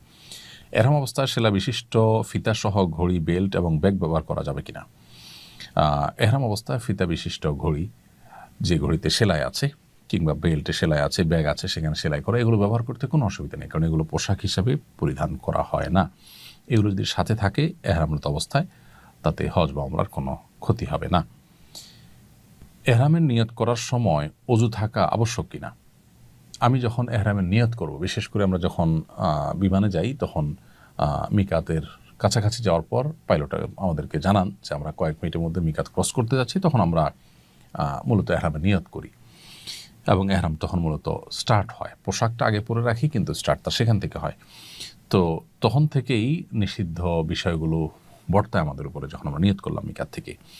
তো ওই সময় অজু থাকা আবশ্যক নয়, অর্থাৎ এহরামের নিয়ত করার সময় অজু থাকা আবশ্যক নয়। তবে যদি অজু অবস্থায় নিয়ত করা যায় সেটা উত্তম, কারণ মিকাত থেকে যখন আমরা এহরাম করব, বিশেষ করে আমরা যখন বাই রুটে যাব, গাড়িতে বাসে যাব, তখন মিকাতে গাড়ি থামবে, সেখানে আমরা অজু গোসল করে নামাজ পড়ে অজু অবস্থাতে এহরামের নিয়ত করবো, সেটা উত্তম। বাট বিমানে যখন যাবো সেটা তো সম্ভবপর হবে না। সেটা সম্ভবপর না হওয়ার কারণে কোনো অসুবিধা নেই, কারণ অজু থাকা আবশ্যক নয়, তবে জাস্ট উত্তম। এরপরে প্রশ্ন হলো, বিমানে মিকাত অতিক্রম করার সময় এহরামের নিয়ত করতে ভুলে গেলে করণীয় কি? এরকমটি হতে পারে যে আমাদের কেউ হয়তো মিকাত ক্রস করে গেছেন, বিশেষ করে বিমানের যাত্রার ক্ষেত্রে এটি হতে পারে যে পাইলট ঘোষণা দিয়েছেন আমরা কিছুক্ষণের মধ্যে মিকাত অতিক্রম করতে যাচ্ছি, আপনারা নিয়ত করে নেন। তখন সবাই নিয়ত করবেন, তখন থেকে এহরাম মূলত স্টার্ট হবে। বাট কেউ হয়তো ঘুমেছিলেন, তিনি শুনতে পাননি, অথবা অন্য মনস্ক ছিলেন বা ফোনে ব্যস্ত ছিলেন, কোনো কারণে তিনি মিস করে গেছেন সেই ঘোষণাটি, ফলশ্রুতিতে তিনি নিয়ত করতে পারেননি। পরবর্তীতে মিকাত ক্রস করে যাওয়ার পর যদি তার যদি সম্বিত ফিরে আসে বা তিনি যদি টের পান যে আসলে আমার এটা মিস হয়ে গেছে, তাহলে তাকে দম দিতে হবে। কারণ হজ যাত্রীর জন্য, উমরা যাত্রীর জন্য, যারা হজ বা উমরা করার জন্য মক্কায় যাচ্ছেন, তাদের জন্য ওয়াজিব হলো মিকাত থেকে এহরাম এর নিয়ত করে ভিতরে প্রবেশ করা। অতএব সে ওয়াজিব ছুটে গেছে, যার কারণে তাকে দম দিতে হবে, একটা পশু কোরবানি দিতে হবে মক্কার মধ্যে, এবং সেটা গরিবদের মধ্যে বন্টন করতে হবে, সেটার উদ্যোগ নিতে হবে। অথবা তার জন্য আরেকটি অপশন আছে, মক্কায় নামার পর, ফ্লাইট নামার পর তিনি মিকাতে গিয়ে সেখান থেকে যদি এহরাম করে আবার আসেন ভেতরে, তাহলে ইনশাআল্লাহ সেটি তার বিশুদ্ধ হয়ে যাবে, অন্যথায় তাকে দম দিতে হবে। মক্কা হোটেলে পৌঁছার পর কি সাথে সাথে উমরা শুরু করতে হবে নাকি বিলম্ব করা যাবে? মক্কায় পৌঁছার পর হোটেলে যদি কেউ চান যে আমি একটু রেস্ট করব, ঘুমাবো, রাতে পৌঁছেছি, আমি সকালে উমরার কার্যক্রম, হজের কার্যক্রম শুরু করব, তো করতে পারেন, বিলম্ব করলে কোনো অসুবিধা নেই। এটি প্রত্যেকটা ব্যক্তির অবস্থার উপর নির্ভর করবে, কারণ রিল্যাক্সের প্রয়োজন হলে তিনি করবেন। বিশেষ করে যেই সাথে সাথে করতে গেলে অনেক সময় শারীরিক এবং মানসিক সেই প্রস্তুতি থাকে না, অনেক সময় সেরকম এনার্জি থাকে না, তখন ঘুমের চাপ অনেকের থাকে, তো সে অবস্থায় আসলে উমরা করে উমরা সে স্বাদ এবং তৃপ্তিও পাওয়া যায় না। অতএব কেউ চাইলে বিলম্ব করে একটু রেস্টেড করে তারপরে করতে পারেন, তাতে কোনো অসুবিধা নেই। বরং এক্ষেত্রে আপনার গোসল করে একটু ফ্রেশ হয়ে তারপরে করাটাই হলো উত্তম। এহরাম অবস্থায় গোসল কিংবা এহরামের কাপড় পরিবর্তন করা যাবে কিনা? এহরাম অবস্থায় গোসল করতে পারি আমরা কেউ, যে এহরাম অবস্থায় আছি, আমার শরীরটা স্যাঁতসেঁতে হয়ে গেছে, ঘরমাক্ত হয়ে গেছে, আমি এখনও এহরাম অবস্থাতেই আছি, তাহলে গোসল করা যাবে। আবার এহরামের কাপড় যদি চেঞ্জ করতে চাই, যে ময়লা হয়ে গেছে কোনো কারণে বা চা ইত্যাদি পড়ে গেছে, তাহলে সেক্ষেত্রে সেটাও আমরা করতে পারবো, কোনো অসুবিধা নেই। তবে মনে রাখতে হবে যে এহরাম অবস্থায় কেউ গোসল করতে গিয়ে যেন সেলাই বিশিষ্ট কোনো কিছু না পরেন, অর্থাৎ লুঙ্গি পরে যেন গোসল না করেন, সেলাই সহজে লুঙ্গি সেটা পরে যেন গোসল না করেন, গামছা ইত্যাদি পরে তিনি গোসল করতে পারেন। এহরাম পরা ছাড়া কাবার চত্বরে তওয়াফ করা যায় না। প্রশ্ন হলো, উমরার নিয়ত ছাড়া এহরাম পরে কাবার চত্বরে গিয়ে তওয়াফ করা যাবে কিনা? সাধারণত সৌদি আরবের অথরিটি, সেখানকার পুলিশ যারা দায়িত্বে নিয়োজিত থাকেন, তারা বাইতুল্লাহর যে চত্বর, কাবার যে চত্বর, সেই চত্বরে হাউজে এহরামের পোশাক ছাড়া ঢুকতে দেন না। অর্থাৎ কেউ উমরার জন্য গিয়েছেন, তিনি একবার ঢুকতে পারছেন, কেউ হজের জন্য গেছেন, তিনি এহরামরত অবস্থায় প্রথমে একবার এবং ঈদের দিন আবার তওয়াফের জন্য তিনি সুযোগ পাচ্ছেন। আর মাঝের সময়গুলো নফল তওয়াফ দোতলা তিনতলাতে করতে হয়, হাউজে তারা নামতে দেন না। এটা এই জন্য যাতে করে ভিড়ে কোনো মানুষের মৃত্যু না হয়, দুর্ঘটনা না ঘটে। এখন কেউ মক্কায় আছেন, তার উমরার কাজ শেষ হয়ে গেছে, হোটেল অবস্থান করছেন, সাদা কাপড় পরে এহরাম পরে তিনি তওয়াফ করতে গেলেন, তিনি আসলে উমরাকারী নন। জাস্ট নিচে নামার ক্ষেত্রে পুলিশ যেহেতু এহরামের কাপড় দেখে নামতে দিবে, সেজন্য তিনি এটা পরে, এটা জায়েজ হবে কিনা? উত্তর হলে এটা অনুচিত হবে, কারণ এটা এক ধরনের অসততা, এটা এক ধরনের প্রতারণা। কারণ হলো, আপনার এই পোশাক দিয়ে আপনি বার্তা দিচ্ছেন আমি এহরামকারী, মূলত আপনি এহরামকারী নন। তো এই যে একটু ছলছাতুরি, এটা আসলে ইমানদারের সাথে যায় না, সেজন্য এটা অ্যাভয়েড করা উচিত। আমরা দোতলায়, তিনতলায় বা ছাদ দিয়ে আমরা তওয়াফ করার চেষ্টা করব। আর এহরামরত অবস্থাতে বিশেষ করে হজযাত্রীরা ঈদের দিন থেকে নিয়ে এরপরে বেশ অনেক দিন পর্যন্ত হাউজে যে কোনো পোশাকে নামার সুযোগ থাকে, বিধায় সেই সুযোগটাকে আমরা গ্রহণ করবো ইনশাআল্লাহ। এহরাম অবস্থায় দাড়ি খিলাল করলে যদি দাড়ি ছিঁড়ে আসে তাহলে এহরামের ক্ষতি হবে কিনা? দাড়ি খিলাল করতে গিয়ে একটা দাড়ি খসে গেল, অথবা মাথার চুল এটা আপনি চুলকাতে গিয়ে পড়ে গেল, তো ইচ্ছার বাইরে যদি এরকম হয়ে যায় কোনো অসুবিধা নেই। তবে এক্ষেত্রেও যদি 2টা বা 3টা চুল ছিঁড়ে যায় তবে ওলামা একরাম, ফুকাহা একরাম অনেকে ফিদিয়া ওয়াজিব হওয়ার কথা বলেছেন। অল্প ছিঁড়ে গেলে কিছু দান করার কথা ফুকাহা বলেন যে কারোর যদি 2টা জীবন্ত চুল ছিঁড়ে যায় তাহলে সে কিছু দিতে হবে না, কিন্তু 3টা যদি ছিঁড়ে যায় তাহলে সেক্ষেত্রে তার এক মুষ্টি গম বা এর মূল্য সাদকা করার কথা ফুকাহা বলেন। আর হাম্বলি ফকিগণ তারা বলেন যে জীবন্ত চুল 3টা যদি ছিঁড়ে যায় তাহলে ফিদিয়া ওয়াজিব হবে। ফিদিয়া হলো 6টা রোজা রাখা, কিংবা 3টা রোজা রাখা, কিংবা 6 জন মিসকিনকে খাদ্য দেওয়া, কিংবা একটা পশু কোরবানি করা, জবাই করে মিসকিনদেরকে খাওয়ানো মক্কাতে। তো এই 3টার কোনো একটা করা, এটা আবশ্যক হয়ে যে 3টা চুল ছিঁড়ে, এটা হাম্বলি ফকিদের মতে। তবে ইচ্ছার বাইরে 1-2টা চুল ছিঁড়ে পড়ে গেছে আপনার অজান্তে, বা আপনি ইচ্ছাকৃত করেননি, তাতে অসুবিধা নেই। এই জন্যই এহরাম অবস্থাতে যথাসম্ভব মাথার চুল না আঁচড়ানো উচিত, বিশেষ করে যাদের চুল আঁচড়ালে চুল পড়বে এটা তারা নিশ্চিত জানেন। সেজন্য হাত দিয়ে তারা চুল যতটুকু সোজা করা দরকার হয় সেটা করবেন। এরপরে প্রশ্ন হলো এহরাম অবস্থায় তওয়াফের সময় সানগ্লাস পরা যাবে কিনা? উত্তর হলো সানগ্লাস পরা যাবে, কারণ এহরাম অবস্থায় নিষিদ্ধ কাজগুলোর মধ্যে সানগ্লাস পরা যাবে না এমন কোনো কথা নেই, বিধায় সানগ্লাস পরতে পারবেন। এহরাম অবস্থায় মাস্ক পরা যাবে কিনা? এহরাম অবস্থায় যেহেতু মুখমণ্ডল ঢাকা নিষেধ, অতএব মাস্ক পরা যাবে না। যদি কেউ মাস্ক পরতে বাধ্য হন, শারীরিক অসুস্থতার কারণে মাস্ক পরা ছাড়া তিনি অসুস্থ হয়ে যান, এরকম যদি কারোর অবস্থা তৈরি হয় তাহলে সেক্ষেত্রে তিনি মাস্ক পরতে পারবেন, কিন্তু মাস্ক পরার কারণে তাকে ফিদিয়া দিতে হবে। ফিদিয়া কি? ফিদিয়া হলো হয় 3টি রোজা রাখবেন, আর না হলে 6 জন মিসকিনকে খাদ্য দিবেন 2 বেলার, আর না হলে তিনি একটি পশু কোরবানি করে মক্কায় মিসকিনদের মধ্যে বিতরণ করবেন বা তার ব্যবস্থা করবেন, ফিদিয়া দিবেন, দম দিবেন। এই 3টার কোনোটা করলে ইনশাআল্লাহ বিদিনিল্লাহ সেটি তার জন্য বৈধ হয়ে যাবে, যদি কেউ নিরূপ অবস্থায় এটি করতে হয়। এহরাম অবস্থায় কোন ধরনের জুতা পরিধান করা যাবে? এহরাম অবস্থায় পুরুষদের জন্য জুতা পরিধান করার ক্ষেত্রে মাথায় রাখতে হবে তার পায়ের উঁচু জায়গাটা যেন খোলা থাকে। এখানে উঁচু জায়গা বলতে কি বোঝানো হয়েছে হাদিসে, এটার ব্যাখ্যা নিয়ে আবার 2টি মত আছে। অনেকে বলেছেন যে আমাদের যে পায়ের যে গিরা আছে, টাকনো আছে, এইটার কথা বলা হয়েছে কাবাইন। আবার অনেকে বলেছেন যে আমাদের পায়ের যে এই যে উপরের অংশটা উঁচু, এটা বোঝানো হয়েছে। তো এটা নিয়ে ফুকাহাদের মধ্যে মত পার্থক্য আছে। জন্য সবচেয়ে উত্তম হয় ফিতাওয়ালা যে স্যান্ডেলগুলো আজকাল পাওয়া যায় সেগুলো, কারণ তাতে আমাদের গিরাও মুক্ত থাকে আর এই যে উঁচু জায়গাটা এটাও মুক্ত থাকে, তাহলে আর কোনো মত পার্থক্য থাকে না। ফুকাহা হানাফের মতে, হানাফি মাযহাবের ওলামাদের মতে উঁচু জায়গা বলতে এই পায়ের উপরের যে অংশটা এটাকে বোঝানো হয়েছে, এটা যেন খোলা থাকে। আর অন্যান্য ফকিদের অনেকে, হাম্বলি ফকিগণ, তারা বলেছেন যে 2টা গিরা যে আছে এই গিরা কাবাইন, সেটার কথা বোঝানো হয়েছে, বিধায় সেটা যদি ওপেন থাকে তাহলে সাধারণ যে কোনো স্যান্ডেল বা জুতা পরা যেতে পারে। কেটস জাতীয় কিছু পরা যাবে না, যেহেতু তাতে উঁচা অংশটা ঢেকে যায়। তো সতর্কতামূলক মত অবলম্বন করে আমরা ফুকাহা হানাফের মতের উপরে আমল করলে 2টা ফিতাওয়ালা যে স্যান্ডেলগুলো আছে সে জাতীয় কোনো স্যান্ডেল আমরা ব্যবহার করব, যাতে করে উপর অংশটা পরিপূর্ণ ঢেকে না যায়, উঁচু অংশটা পুরোপুরি ঢেকে না যায়। অথবা এমন কোনো যেটা বললাম যে আঙ্গুল ঢাকলো কিন্তু উপর অংশটা খোলা থাকলো, সেটাও জায়েজ হবে। এরপর প্রশ্ন হলো এহরামরত অবস্থায় অসুস্থ ব্যক্তি ক্যাটস, মোজা বা প্যাম্পার্স ইত্যাদি পড়তে পারবে কিনা? বয়স্ক কোনো মানুষ, তার হয়তো অনেক বেশি ঘন ঘন পেশাব পায়খানা হয়ে যায় এবং নিজের অজান্তে হয়ে যায়, নিয়ন্ত্রণ করতে পারে না, তার জন্য প্যাম্পার্স পরানো হলো তাকে, অথবা কারোর কেটস বা মোজা পরা ছাড়া তিনি চলতে পারেন না। এই অবস্থাতে তিনি যদি এই সমস্ত কেটস বা মোজা পড়তে হয় তাহলে সেক্ষেত্রে এগুলো জায়েজ হবে নিরুপায় ব্যক্তির জন্য। অসুস্থ ব্যক্তির জন্য এটি জায়েজ হবে পুরুষদের ক্ষেত্রে, এবং এর জন্য তাকে ফিদিয়া দিতে হবে। ফিদিয়া যেটি বলছিলাম যে 3টা রোজা, কিংবা 6 জন মিসকিনকে 2 বেলা খাবার দেওয়া, কিংবা একটা পশু জবে করা মক্কাতে, করে সেটার গোশত গরিব দুঃখীদেরকে দান করে দেওয়া বা সেটার জন্য ব্যবস্থা করা কোনো অথরিটির মাধ্যমে। এটুকু করলে ইনশাআল্লাহ তার জন্য এটি জায়েজ হবে। আর যদি মেয়েরা এটা করেন তাহলে তো তাদের জন্য কোনো শর্ত ছাড়াই এটি জায়েজ, কারণ মেয়েরা যে কোনো জুতা পরিধান করতে পারেন এবং পায়ের মোজা তারা পরবেন সেটাই বরং নির্দেশিত, অতএব সেটা তারা করতে পারেন। এবং সেলাবিহীন পোশাক পরা যদি তাদের জন্য বাধ্যতামূলক নয়, অতএব তারা এ জাতীয় কোনো কিছু পরতে কোনো সমস্যা নেই। পুরুষের সেলাবিহীন পোশাক পরিধান করার কারণ জানতে চাই। এহরামরত অবস্থায় পুরুষরা কেন সেলাবিহীন পোশাক পরতে হবে? আল্লাহ তাআলা একমাত্র ভালো জানেন। আল্লাহ কখন কোন আদেশ, কোন নিষেধ, কি কারণে দেন, সেটার হিকমত এবং রহস্য একমাত্র আল্লাহ তাআলা জানেন। আমরা আসলে এর কারণ বলতে পারবো না।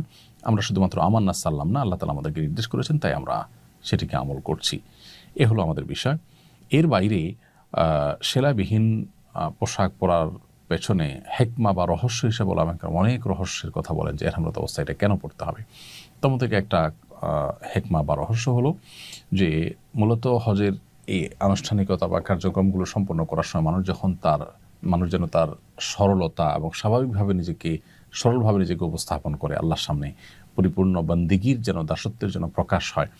তো এই সরলতা এবং আল্লাহ তাআলার কাছে নিজেকে দীনহীন অবস্থায় পেশ করার জন্য মূলত সেলাবিহীন পোশাক পরার কথা বলা হয়েছে। এখন প্রশ্ন হলো মেয়েদের জন্য এটা প্রযোজ্য নয় কেন? উত্তর হলো যে মেয়েদের জন্য এটা আসলে কঠিন। কারণ তাদের পর্দা, তাদের প্রাইভেসি এটা পুরুষদের মতো নয়, একটু ভিন্নতর, যার কারণে তারা স্বাভাবিক সেলাই করা পোশাক পরিধান করবেন। মহিলারা এহরাম অবস্থায় হাত বা পায়ের মোজা পরিধান করতে পারবে কি না? এর উত্তর হলো পায়ের মোজা মহিলারা এহরামরত অবস্থায় সর্বসম্মতিক্রমে পরবেন বা পরতে পারবেন। আর হাতের মোজা সম্পর্কে ইমাম আবু হানিফা রাহিমাহুল্লাহর মাযহাবের কওল অনুযায়ী এটি পরা যাবে, মেয়েরা পরতে পারবেন। তবে অন্যান্য উলামা ইকরাম এটি নিষেধ করেন, অর্থাৎ মেয়েরা হাত মোজা পরবেন না এহরামরত অবস্থায়। হানাফি মাযহাবের উলামা ইকরাম যে পড়তে পারবেন বলেন, তার সপক্ষে অনেক তাবেঈদের থেকে বর্ণিত হাদিস রয়েছে, সেগুলোকে দলিল হিসাবে উল্লেখ করে তারা বলেন যে মেয়েরা হাত মোজা পরিধান করতে পারবেন।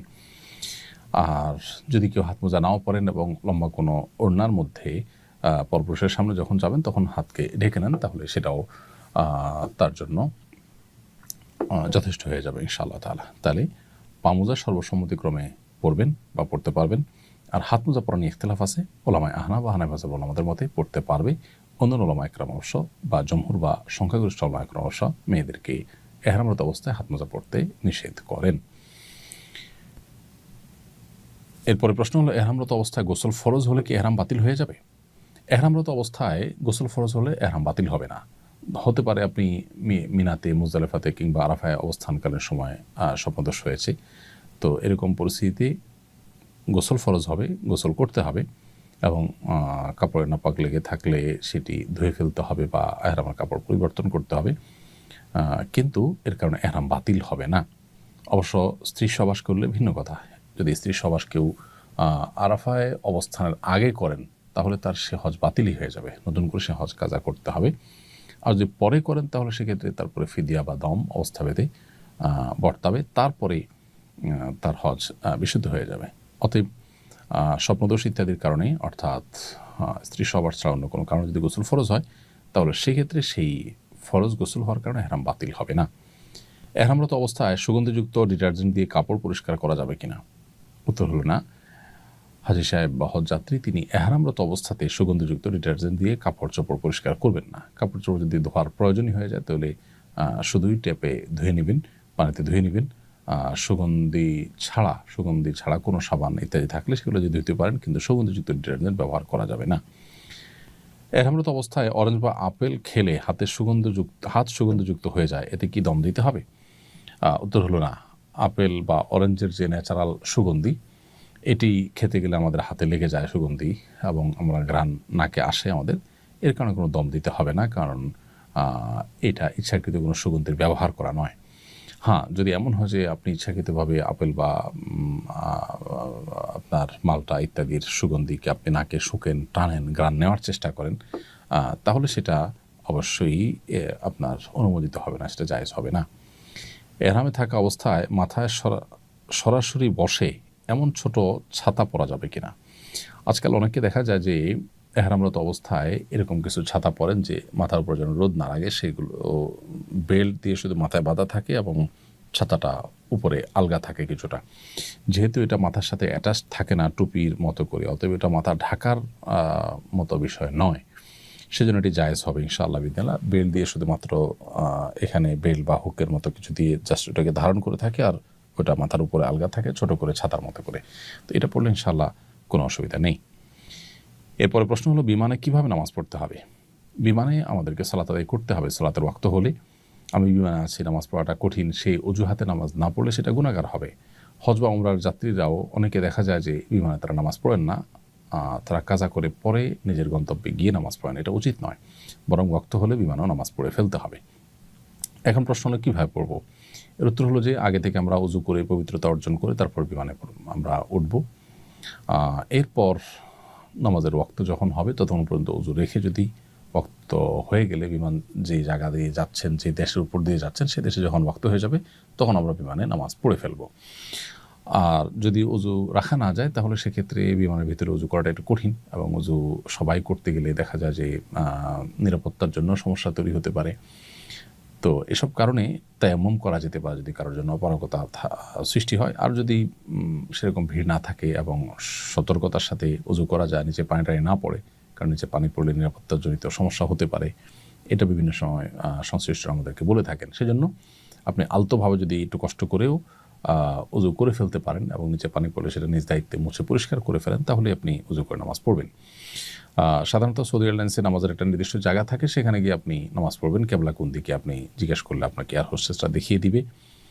আর বাংলাদেশ থেকে আমরা যখন হজ বা উমরার ট্যুরে বা সৌদি আরবে যাব, তখন তো আমাদের যেদিকে বিমান যাবে ওই দিকেই সোজা কেবলা থাকে, আর ফেরার সময় উল্টা দিকে কেবলা থাকে। অতএব আমরা ওই জায়গায় নামাজ পড়ব। এছাড়া অন্য কোনো ফ্লাইটে হলে সেখানে একটু দাঁড়ানোর মতো জায়গাগুলোতে নামাজ পড়ার চেষ্টা করব। সেখানে যদি বাধা দেওয়া হয়, কোনোভাবে দাঁড়াতে না দেয়, তাহলে সিটে বসেই কেবলামুখী হয়ে ঘুরে আমরা সালাত আদায় করব। এটা হলো নিরুপায় হলে তখন আমরা সিটে বসে নামাজ পড়ব। যদিও এই নামাজ, অর্থাৎ যেটা আমি দাঁড়াতে পারলাম না, আমাকে দাঁড়াতে দেওয়া হয়নি, সেই জন্য সেটা পরবর্তীতে কাজা করলে ভালো হয়। কিন্তু চেষ্টা করব আমরা দাঁড়িয়ে নামাজ পড়ার এবং সময় মতো নামাজ পড়ার। তওয়াফের 7 চক্করে হজরে আসওয়াদ কয়বার চুমু বা স্পর্শ করতে হয় জানলে উপকৃত হতাম। তওয়াফের সময় হাজরে আসওয়াদ পাথর প্রত্যেক চক্করেই চুমু দেওয়া সুন্নাত, যদি সে সুযোগ থাকে। এখন যে পরিমাণ ভিড় হয়, প্রত্যেক চক্করতে পরের কথা, পুরো 7 চক্করে একবারও চুমু দেওয়া সহজসাধ্য বিষয় নয়, বরং চুমু দিতে গেলে নিজে বা অন্যদেরকে ইনজুরি করতে হবে বা দুর্ঘটনার মুখোমুখি হতে হবে, এরকম পরিস্থিতি। অতএব চুমু দিতে না পারলে প্রত্যেক চক্করে চুমুর বিকল্প হিসাবে হাত দিয়ে দূর থেকে ইশারা করলেই যথেষ্ট হয়ে যাবে ইনশাআল্লাহ তাআলা। তওয়াফের সময় হাজরে আসওয়াদ হুবহু বরাবর ইশারা না করে একটু এদিক সেদিক হলে কোনো অসুবিধা হবে কিনা? উত্তর হলে কোনো অসুবিধা নেই। হাজরে আসওয়াদ পাথর বরাবর হলে আমরা হাত উত্তোলন করে আল্লাহু আকবার বলে ইশারা করে আরেকটা তওয়াফ শুরু করব। প্রত্যেক তওয়াফে এরকম আমরা করব। এখন হাজরে আসওয়াদ থেকে ঠিক বরাবর হলো কিনা, একটু আগে গেলাম কিনা, বা সামান্য একটু পরে আছি কিনা, এইটার কারণে আসলে কোনো অসুবিধা নেই। প্রথমত এটা ইশারা করাটা ফরজ ওয়াজিব কিছুই নয়, এটা সুন্নত। দ্বিতীয়ত হলো বরাবর একদম রশিদি মেপে বরাবর করার সম্ভাবনা হয়, এটার প্রয়োজনও নেই। এটা করতে গিয়ে অনেক সময় আমরা দাঁড়িয়ে থাকি, অনেকে পেছনে ভিড় সৃষ্টি হয়, ভিড় তৈরি হয়, এটা করা উচিত নয়। মহিলাদের ঋতুস্রাব অবস্থায় এহরাম বাঁধা এবং তওয়াফ করা যাবে কিনা? ঋতুস্রাব অবস্থায় মেয়েরা এহরাম বাঁধতে পারেন, এহরামের নিয়ত করতে পারেন, লব্বাইক আল্লাহুম্মা লব্বাইক তালবিয়া পড়বেন, সবই করতে পারেন, শুধু তওয়াফটা করতে পারেন না। সেক্ষেত্রে মক্কা এসে তারা অপেক্ষা করবেন, যেদিন পবিত্র হবেন সেদিন তারা তওয়াফ করবেন। তওয়াফের নিয়ত কখন এবং কিভাবে করব? তওয়াফের নিয়ত হবে যখন আমরা তওয়াফ শুরু করব, অর্থাৎ আমি হারামে গেলাম, হারামে গিয়ে হাজরে আসওয়াদ পাথর বরাবর যখন আসলাম, হাতের বাম পাশে হাজরে আসওয়াদ পাথর এবং ডান পাশে সবুজ লাইট, তখন থেকে আমি তওয়াফের নিয়ত করব। আমি হারামের যে কোনো গেট দিয়ে ঢুকি না কেন, আমি চেষ্টা করব হাজরে আসওয়াদ পাথর এর কাছে যেতে, পাথর কাছে বলতে পাথর বরাবর যেতে। পাথর বরাবর গিয়ে হাতের বামে পাথরকে রেখে ডানে সবুজ লাইট পড়বে, এই দুইটাকে রেখে তারপর আমরা শুরু করবো, অর্থাৎ তখন থেকে তওয়াফের নিয়ত হবে। অবশ্য নিয়ত বলতে এরকম আলাদা কোনো নিয়ত নয়, তবে ওই জায়গা থেকে তওয়াফটা স্টার্ট হবে এবং ওখানে আবার শেষ হবে। এরপরে প্রশ্ন হলো তওয়াফের সংখ্যা নিয়ে সন্দেহ হলে করণীয় কি? তওয়াফের সংখ্যা নিয়ে যদি সন্দেহ হয় যে আমি কয়বার তওয়াফ করেছি, তাহলে সেক্ষেত্রে আমরা কম সংখ্যকটাকে ধরে নেব। ধরুন 5 বার না 6 বার, এটা নিয়ে সন্দেহ হচ্ছে, 5 বার ধরে নেব। 6 বার না 7 বার, এটা নিয়ে সন্দেহ হচ্ছে, তাহলে 6ষ্ঠ বার আমি ধরে নেব। কমটা ধরে নিয়ে আমি তওয়াফ শেষ করব, এবং নামাজের মতো এখানে কোনো সিজদা সুহুর ব্যাপার নেই। তবে চেষ্টা করা উচিত যাতে আমি কোনো প্রকার সন্দেহের মধ্যে না পড়ি এবং ভালো করে যাতে গুনে গুনে করা যায়। তারপরেও সন্দেহ তৈরি হয়ে গেলে আমরা কমটা ধরে ইনশাআল্লাহ তওয়াফ শেষ করব। এরপরে প্রশ্ন হলো নফল তওয়াফের পরেও কি 2 রাকাত নামাজ পড়তে হবে? আল্লাহ রাব্বুল আলামিন কোরআনে কারিমে আমাদেরকে নির্দেশ করেছেন, ওয়াত্তাখিযু মিন মাকামি ইব্রাহিম মুসাল্লা, তোমরা মাকামে ইব্রাহিমের ওই জায়গাতে নামাজ পড়বে, অর্থাৎ ওই জায়গাকে নামাজের জন্য নির্ধারণ করবে আর জায়গায় নামাজ পড়বে। এই জন্য মাকাম ইব্রাহিমকে সামনে রেখে তার আশপাশে নামাজ পড়া এটা সুন্নাত। একেবারে বরাবর সামনে রেখে কাছাকাছি নামাজ পড়ার সুযোগ নেই, আজকাল অনেক ভিড় হয়, এই জন্য আমরা একটু দূর থেকেও মাকাম ইব্রাহিমকে সামনে রেখে 2 রাকাত নামাজ পড়ার চেষ্টা করবো ইনশাআল্লাহ। যদি একেবারে বরাবর সামনে রেখে পড়া না যায় তাহলে যে কোনো জায়গায় হারামে 2 রাকাত নামাজ পড়লে আদায় হয়ে যাবে। এখন প্রশ্ন হলো, এই যে তওয়াফের পরে 2 রাকাত নামাজ, এটা নফল তওয়াফ যেগুলো হয় আমরা ওমরার পর, হজের পর বা তার আগে পরে করে থাকি, মাঝে করে থাকি, সেগুলোর পরে 2 রাকাত পড়তে হবে কিনা? উত্তর হলো হ্যাঁ, নফল তওয়াফের পরেও এই 2 রাকাত নামাজ প্রযোজ্য হবে। অতএব নফল তওয়াফের পরেও আমরা 2 রাকাত নামাজ পড়তে হবে। 2 রাকাতের প্রথম রাকাতে সূরা ইখলাস, সূরা কাফিরুন, কুল ইয়া আইয়ুহাল কাফিরুন, এবং দ্বিতীয় রাকাতে সূরা ইখলাস বা কুল হুয়াল্লাহু আহাদ, এটা পড়াটা উত্তম। অন্যগুলো পড়লেও আদায় হয়ে যাবে। নফল তওয়াফ 7 চক্করের কম করা যায় কিনা? নফল তওয়াফ 7 চক্করের কম করা যায় কিনা, এটা হলো আমাদের মধ্যে ইখতিলাফ আছে। তবে বেশিরভাগ আমাদের মতই হলো যে নফল তওয়াফও 7 চক্কর করতে হবে, 7 চক্করের কম নয়, এবং এটাই নিরাপদ, যার কারণে আমরা নফল তওয়াফ করলেও সেটা 7 চক্কর পূর্ণ করব ইনশাআল্লাহ তাআলা।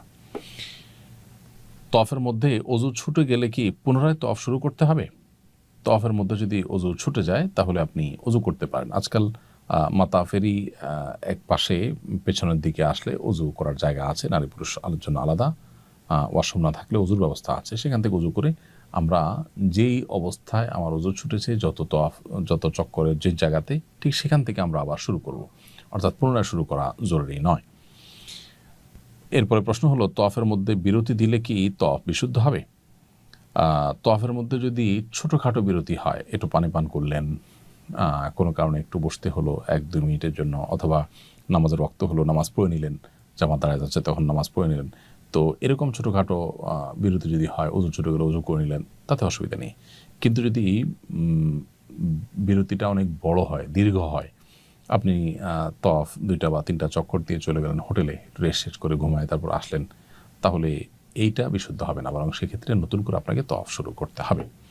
তওয়াফের প্রত্যেক চক্করের জন্য নির্দিষ্ট কোনো দোয়া আছে কিনা? তওয়াফের প্রত্যেক চক্করের জন্য আলাদা কোনো দোয়া নেই, তবে রুকনে ইয়ামানি থেকে মাকাম পর্যন্ত হাজর আসাদ পাথরের যে কোণা, অর্থাৎ কাবার হাজর আসাদ পাথরটা যে কোণাতে আছে তার আগের যে কোণাটা, এই জায়গার মধ্যবর্তী স্থানে আমরা রব্বানা আতিনা ফিদ দুনিয়া হাসানা ওয়া ফিল আখিরাতি হাসানা ওয়া কিনা আযাবান নার, এই দোয়াটা পড়বো। এটি হাদিস আলাদা করে নির্দেশিত। এর বাইরে বাকি জায়গাতে আমরা যে কোনো দোয়া, কোরআন হাদিসে বর্ণিত দোয়া বা নিজের ভাষায় যে কোনো দোয়া আল্লাহর কাছে নিবেদন করতে পারবো।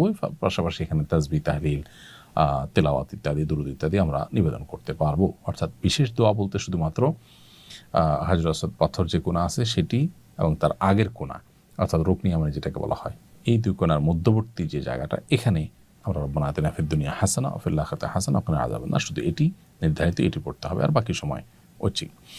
নারীরা মাহরাম ছাড়া একাকী তওয়াফ করতে পারবে কিনা? উত্তর হলো হ্যাঁ, নারীরা মাহরাম ছাড়া একাকী তওয়াফ করতে পারবেন। কেউ মাহরামের সাথে হজে গেছেন, সফরে গেছেন, মাহরাম হোটেলে আছেন, তিনি একাকী তওয়াফ করলেন, বা মাহরাম হারামে আছেন, বসে আছেন, ভদ্রমহিলা তওয়াফ করছেন, একাকী তিনি করতে পারবেন। কিন্তু তার প্রাইভেসিটা গুরুত্বপূর্ণ। তার জন্য যদি রিস্কি হয়, পর্দার খেলাফ হয়, সেখানে অসাধু অসৎ মানুষজনও অনেকে সেখানে পকেটমারির জন্য যায়, অন্যান্য খারাপ উদ্দেশ্যে কেউ যেয়ে থাকতে পারে।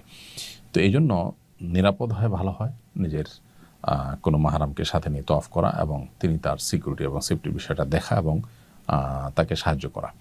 কিন্তু একাকী তওয়াফ করতে চাইলে, বিশেষ করে তিনি যদি সতর্কতার সাথে নিজের মতো করে করতে চান, করতে পারবেন। এরপরে প্রশ্ন হলো, রমল কি? রমল কিভাবে করতে হয়? রমল হলো তওয়াফের প্রথম 3টি চক্কর একটু জোরে জোরে দেওয়া, একটু দৌড়ে দৌড়ে হাঁটার চেষ্টা করা। এটা বর্তায় হলো আমরা যাওয়ার পর তওয়াফে কুদুম যেটাকে বলা হয়, প্রথম তওয়াফ যেটা, অর্থাৎ প্রথম মক্কায় গিয়ে আমরা উমরার জন্য যে তওয়াফটা করছি, ওই তওয়াফের ক্ষেত্রে এটি প্রযোজ্য হয়, অন্য কোনো তওয়াফের ক্ষেত্রে এটি প্রযোজ্য হয় না।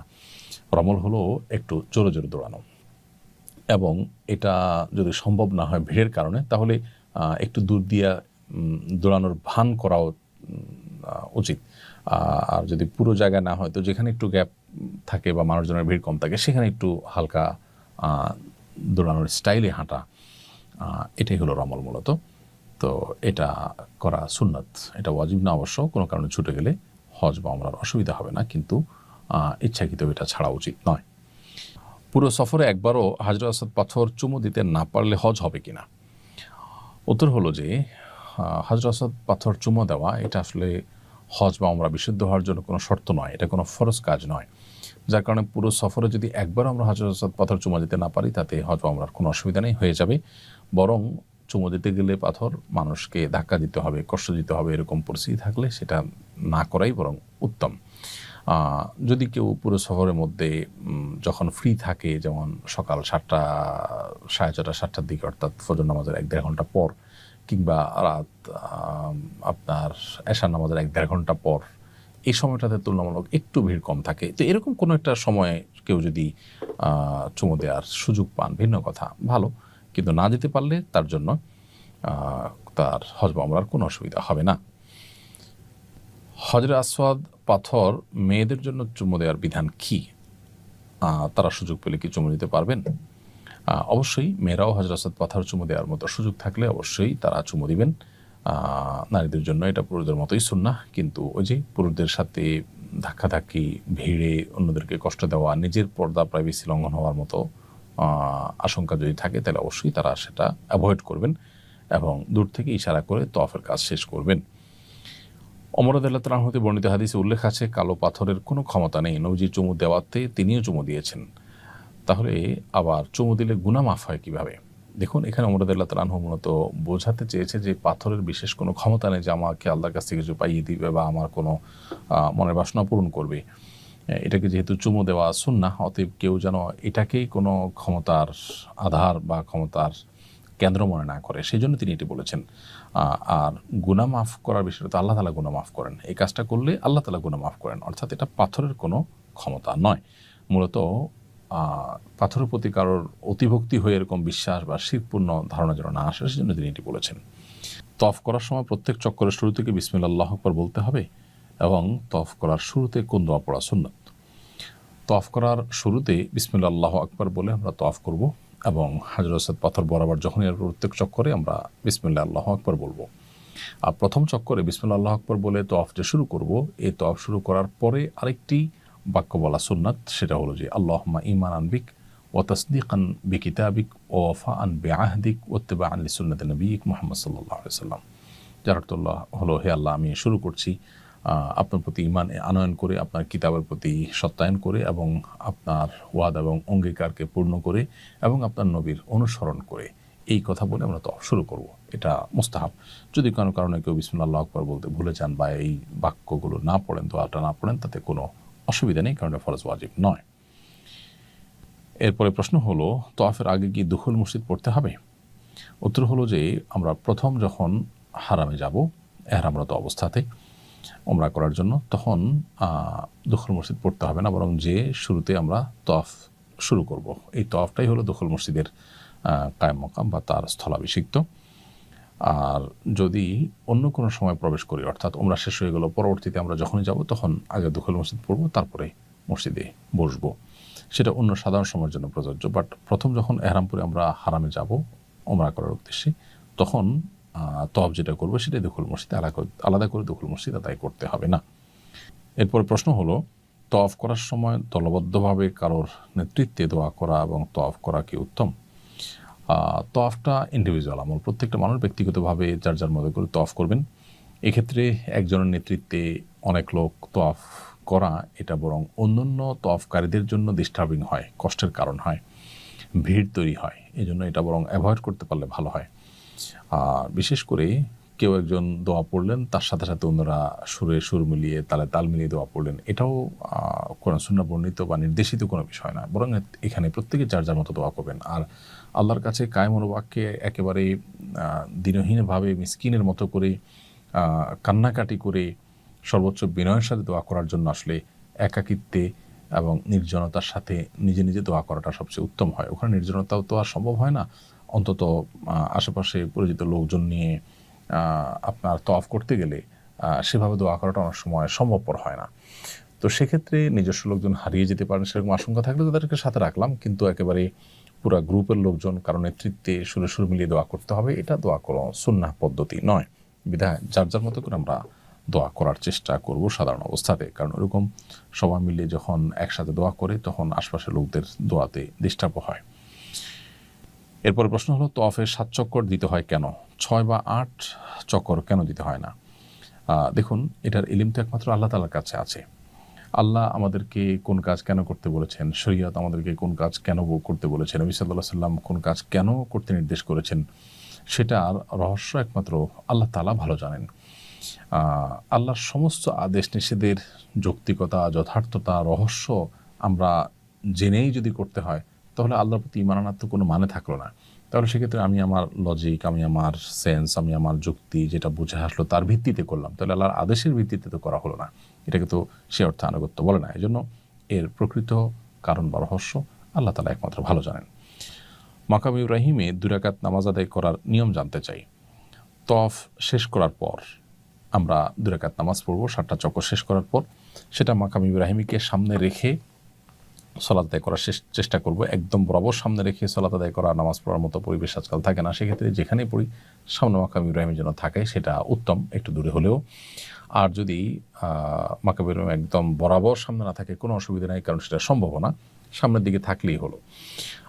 এমনকি সামনের দিকে রেখে নামাজ পড়ার মতো কোনো পরিবেশও যদি না থাকে, তাহলে হারামের যে কোনো জায়গাতে নামাজ পড়লেও নামাজ হয়ে যাবে ইনশাআল্লাহ। এই 2 রাকাত নামাজ, তওয়াফের যে 2 রাকাত নামাজ, তার প্রথম রাকাতে সূরা কুল ইয়া আইয়ুহাল কাফিরুন, দ্বিতীয় রাকাতে সূরা কুল হুয়াল্লাহু আহাদ পড়াটা উত্তম, মুস্তাহাব। কোনো কারণে সেটা যদি মিস হয়ে যায়, ভুলে যাই আমরা, অন্য কোনো সূরা দিয়ে পড়ি, তাতেও কোনো অসুবিধা নেই। কিভাবে কোরবানি করা উত্তম? এজেন্সিতে বা ব্যাংকে জমা দেওয়া নাকি অন্য কোনো উপায়? দেখুন, কোরবানির বিষয়টি প্রত্যেকটা মানুষের ব্যক্তিগত ব্যাপার। কোরবানি আপনি কিভাবে করবেন? আমি তো বলি যে সবচেয়ে ভালো হয় মক্কায় যদি আপনার কোনো পরিচিত প্রবাসী লোকজন থাকেন, তাদেরকে দায়িত্ব দিলেন, কোরবানির দিন তারা যে একটা পশু কিনলেন এবং পশু কিনে কোনো স্লটার হাউসে নিয়ে সেটা জবে করলেন। আপনার পক্ষ থেকে আপনাকে জানা দিলেন যে কোরবানি হয়ে গেছে, গোশতগুলো তিনি তার বাসায় নিয়ে গেলেন, বাচ্চা কাউকে দিলেন, যেটা খুশি করলেন। এটা হলো সবচেয়ে ভালো যদি সেই সুযোগটা থাকে। তো সে সুযোগ নিশ্চয়ই সবার নাই। সেক্ষেত্রে দ্বিতীয় অপশন হলো ব্যাংকে বা সৌদি পোস্ট সহ সৌদি আরবের সরকারি অথরাইজড বিভিন্ন প্রতিষ্ঠানে কোরবানি করা যায়। তাদের কাছ থেকে কুপন নিয়ে আইলেন, এক এক সময় এক এক রকম রেট থাকে, 600-700 রিয়াল। তো যে টাকায় হোক সে টাকা দিয়ে আপনি কুপন নিয়ে আইলেন, মানে হলো তারা আপনার পক্ষ থেকে ঈদের দিন কোরবানি করে দিবেন। এটা তারা দায়িত্বপ্রাপ্ত এবং সরকারিভাবে তাদেরকে মনিটরিং করা হয়, তারা কুপনের এগেনস্টে কোরবানি করে দিবেন। এবং এখানে কোনো তসরুফ হওয়ার কোনো ভয় নেই, নিশ্চিন্তে আপনি সেখানে কোরবানির জন্য টাকা দিতে পারেন এবং কুপন তাদের কাছে কিনে নিতে পারেন। তৃতীয় উপায় হলো যে আপনার খুবই বিশ্বস্ত জানাশোনা লোকজন, যে লোক আপনার সাথে ফ্রড প্রতারণা করবে না, শতভাগ নিশ্চিন্ত, যিনি নিজের হাতে আপনার কোরবানি করবেন, সেক্ষেত্রে গ্রুপের সবার পক্ষ থেকে বাজারে গিয়ে কোরবানির পশু কিনে তিনি জবে করলেন, এটাও করা যেতে পারে। কিন্তু এই তৃতীয়টা খুবই রিস্কি, কারণ এখানে আসলে আমরা কাউকে বিশ্বাস করলেও তিনি আবার আরেকজনকে বিশ্বাস করতে গেলেন সরল মনে, সেই জায়গায় প্রতারণা হওয়ার সম্ভাবনা থাকে। একই পশু জবাই করে কয়েকজনকে ছবি ভিডিও পাঠিয়ে সবার কাছ থেকে টাকা নেওয়ার মতো প্রতারণার কাজগুলো সেখানে হয়ে থাকে। এজন্য ব্যাংকে টাকা দেওয়াটা সবচেয়ে সেফ, অথবা একান্ত নিজস্ব লোক যে নিজের হাতে কোরবানি করবে, কোনো ভাইয়ের কাছে যাবে না, তার কাছে দেওয়া যেতে পারে টাকা। এক্ষেত্রে ফোকায়ে আহনাফের মতে যেহেতু ঈদের দিন কোরবানি করার আগে মাথা মুন্ডন করা যাবে না, এই সিরিয়াল মেনটেন করা ওয়াজিব যেহেতু আহনাফ ওলামা ইকরামের মতে, অতএব সেই ক্ষেত্রে ব্যাংকে টাকা দিলে আবার ব্যাংক ঠিক কখন আপনার কোরবানি করবে সেটা আপনি জানেন না, এটা একটু জটিলতা তৈরি হয়। এই ক্ষেত্রে অবশ্য সৌদি আরব ওলামা ইকরামের বক্তব্য হলো যে আপনি ব্যাংকে দায়িত্ব দিয়েছেন, আপনি দায়মুক্ত হয়ে গেছেন, সো আপনার কোরবানি কখন করছে না করছে আপনার দেখার দরকার নেই, আপনি মাথা মুন্ডন করে ফেলেন। বাট ওলামায়ে আহনাফ কোরবানি নিশ্চিত হওয়ার আগে মাথা মুন্ডন করতে নিষেধ করেন। সেজন্য যদি ব্যাংকে দেন তাহলে আপনাকে একটা সার্টেন টাইম অপেক্ষা করতে হবে যে এর মধ্যে কোরবানি হয়ে গেছে নিশ্চিত, তারপর আপনি মাথা মুন্ডন করলেন, অথবা আপনি নিজ দায়িত্বে কাউকে দিয়ে কোরবানি করালেন। এটা হলো ওলামা আহনাফের মতে। অবশ্য সৌদি ওলামা ইকরামের মতে এই সিরিয়াল মেনটেন করা আবশ্যক নয়, বিধায় আপনি ব্যাংকে দেওয়াটা সবচেয়ে সেফ, অথবা নিজ হাতে কোরবানি করবেন এরকম কারো কাছে টাকা দিলেন, সেটা হলো নিরাপদ। সাফা মারওয়া সাই করার নিয়ম কি? তওয়াফ শেষ করার পর আমরা সাফা পাহাড়ের দিকে যাব। সাফা পাহাড়ের কাছে যেয়ে আমরা আয়াত পড়ব, ইন্না সাফা ওয়াল মারওয়াতা মিন শাআইরিল্লাহ। এরপর সাফা মারওয়ার আলোচনা করতে গিয়ে আল্লাহ তাআলা সাফার নাম আগে উল্লেখ করেছেন, সেজন্য সাফা থেকে যে আমি সাই শুরু করছি সে কথা মুখে বলবো, আবদাউ বিমা বাদা আল্লাহু বিহি, অর্থাৎ আল্লাহ যে সাফার নাম আগে নিয়েছেন সেটাকে দিয়ে আমরা সাইর কাজ শুরু করছি, সেটাকে আগে সাই করছি। এরপর আল্লাহ আকবার বলে পাহাড়ে উঠে আমরা লা ইলাহা ইল্লাল্লাহু ওয়াহদাহু লা শারীকা লাহু লাহুল মুলকু ওয়া লাহুল হামদ ইউহয়ি ওয়া ইউমীতু ওয়া হুয়া আলা কুল্লি শাইইন কাদির পড়ব। এরপর পড়ব লা ইলাহা ইল্লাল্লাহু ওয়াহদাহু আনজাযা ওয়া'দাহু ওয়া নাসারা আবদাহু ওয়া হাযামাল আহজাবা ওয়াহদাহু, এটা পড়ব। এরপর কেবলামুখী হয়ে কাবা যদি দেখা যায় কাবার দিকে ফিরে, আর দেখা না গেলে সেদিকে ফিরে 2 হাত তুলে আল্লাহর কাছে মন ভরে যে কোনো দোয়া আল্লাহর কাছে নিবেদন করবো। এটা দোয়া কবুলের জায়গা।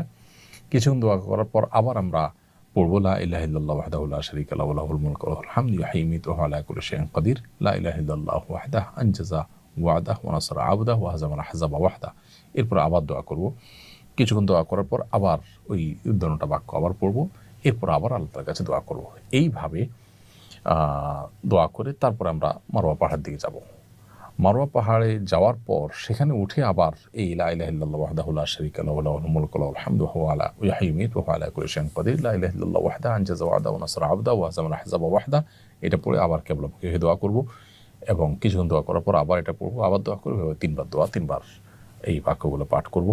এরপরে মারওয়া পাহাড় দিকে আসবো। সাফা থেকে মারওয়া গেলাম, একটা চক্কর হলো। মারওয়া থেকে সাফা আসলাম, আরেকটা চক্কর হবো। সাফা থেকে শুরু হবে, মারওয়া শেষ হবে। এবং এই যে দোয়া করা, এটা প্রত্যেক চক্করেই কিন্তু দোয়া প্রযোজ্য। এবং তিনবার দোয়া, তিনবারে বাক্যগুলো পাঠ করা, এটা বেশিরভাগ হাজি সাহেবরা জানেন না বা করেন না। আর সাফা মারার মধ্যবর্তী যে সবুজ লাইটের জায়গাটা, সেখানে পুরুষরা একটু জোরে হাঁটবেন, সম্ভব হলে একটু দৌড়ানোর ভান করবেন এবং মেয়েরা স্বাভাবিকভাবে হাঁটবেন। এ হলো সাফা মারওয়া সাই করার সম্পূর্ণ নিয়ম। সাফা মারওয়া সাই করার মধ্যবর্তী সময়গুলোতে আমরা মনে মনে জিকির করতে পারি, দোয়া করতে পারি, চুপচাপ থাকতে পারি। এটা আমরা করব। সাফা মারওয়া সাইর পূর্বের দোয়া বসে বসে করা যাবে কিনা? সাফা মারওয়া সাই করার সময় যে আমরা প্রত্যেকটা চক্কর শুরুর আগে যে আমরা পাহাড় করে দোয়া করব, এটা বসেও করা যেতে পারে। বিশেষ করে যদি কেউ দাঁড়াতে অসুবিধা হয়, তিনি বসে করলেও দোয়া হবে ইনশাআল্লাহ। এরপর প্রশ্ন হলো, সাই করতে অজু জরুরি কিনা? উত্তর হলো, সাইর সময় অজু থাকা জরুরি না, তবে তওয়াফের সময় অজু থাকা জরুরি। অজু ছাড়া তওয়াফ হবে না, কিন্তু সাইটা অজু ছাড়াও হতে পারে। তবে অজু অবস্থায় সাই করতে পারলে উত্তম। কোনো কারণে সাইয়ের মাঝে যদি অজু চলে যায়, আপনি সাই কন্টিনিউ করতে পারবেন। সাফা মারওয়া সাই করার সময় সবুজ লাইটের মাঝখানে কেন দৌড়াতে হয়?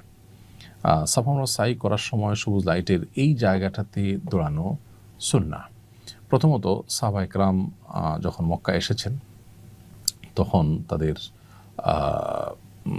ক্ষীণকায় দেখে মদিনায় তারা গিয়ে অনেক অসুস্থ হয়েছে নানা কারণে। সেখানকার এনভায়রনমেন্ট তাদের শ্যুট করেনি। তো এটা দেখে মক্কার মুশরিকরা ক্রিটিসাইজ করতো কেউ কেউ, যে তারা দুর্বল হয়ে গেছে, এই দেশ থেকে গিয়ে অন্য জায়গায় তারা ভালো নাই। নবী সাল্লাল্লাহু আলাইহি ওয়াসাল্লাম তখন তারা যে সুস্থ সবল আছেন, এটা বোঝাবার জন্য একটু জোরে দৌড়িয়েছেন এই জায়গাটাতে, যার কারণে এখানে একটু জোরে দৌড়ানো সুন্নাহ। এর বাইরেও আরও একাধিক কারণ রয়েছে বিভিন্ন বর্ণনা মতে। সাফার মতো মারওয়াতেও কি দোয়া করতে হয়? উত্তর হলো হ্যাঁ। সাফাতে যেরকম আমরা কিবলামুখী হয়ে দোয়া করব, মারওয়াতেও একইভাবে দোয়া করব। এবং সাফাতে যেরকম আমরা 3বার দোয়া করব, 3বার দোয়ার আগের বাক্যগুলো পড়ব, মারওয়াতেও একইভাবে 3বার দোয়ার আগের বাক্যগুলো পড়ে 3 দফায় দোয়া করব। বাক্যগুলো পড়া দোয়া, আবার বাক্যগুলো পড়া দোয়া, এভাবে 3 দফা করব। এটা আমরা অনেকেই খেয়াল করি না এবং মিস করি। এই জায়গাটা দোয়া কবুলের গুরুত্বপূর্ণ জায়গা, আল্লাহ নিদর্শন সমূহের মধ্যে থেকে একটি। আল্লাহ তাআলা বলেছেন, ইন্নাস সাফা ওয়াল মারওয়াতা মিন শাআইরিল্লাহ। সাফা মারওয়া আল্লাহ তাআলার নিদর্শন সমূহের মধ্যে থেকে অন্যতম। সো সাফা মারওয়া উভয়টির উপরই একইভাবে দোয়া এবং দোয়ার আগের বাক্যগুলো পাঠ করার এই সুন্নাহটা আমাদের পালন করতে হবে প্রত্যেক চক্করেই। সাই করার সময় কি দোয়া করতে হয়? সাই করার সময় বিশেষ কোনো দোয়া নেই, তবে সবুজ লাইটের মধ্যবর্তী জায়গা যখন আমরা জোরে হাঁটবো, তখন রব্বিগফির ওয়ারহাম ইন্নাকা আনতাল আযুল আকরাম, হে আল্লাহ আপনি ক্ষমা করুন এবং রহম করুন, আপনি সবচেয়ে মহান, পরাক্রমশালী এবং সবচেয়ে সম্মানিত।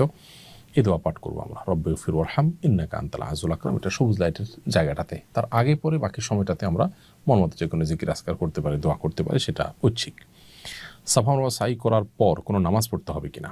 উত্তর হলো, তওয়াফের পর যেরকম 2 রাকাত নামাজ আছে, সাফা মারওয়া সাই করার পর কোনো নামাজ পড়তে হবে না।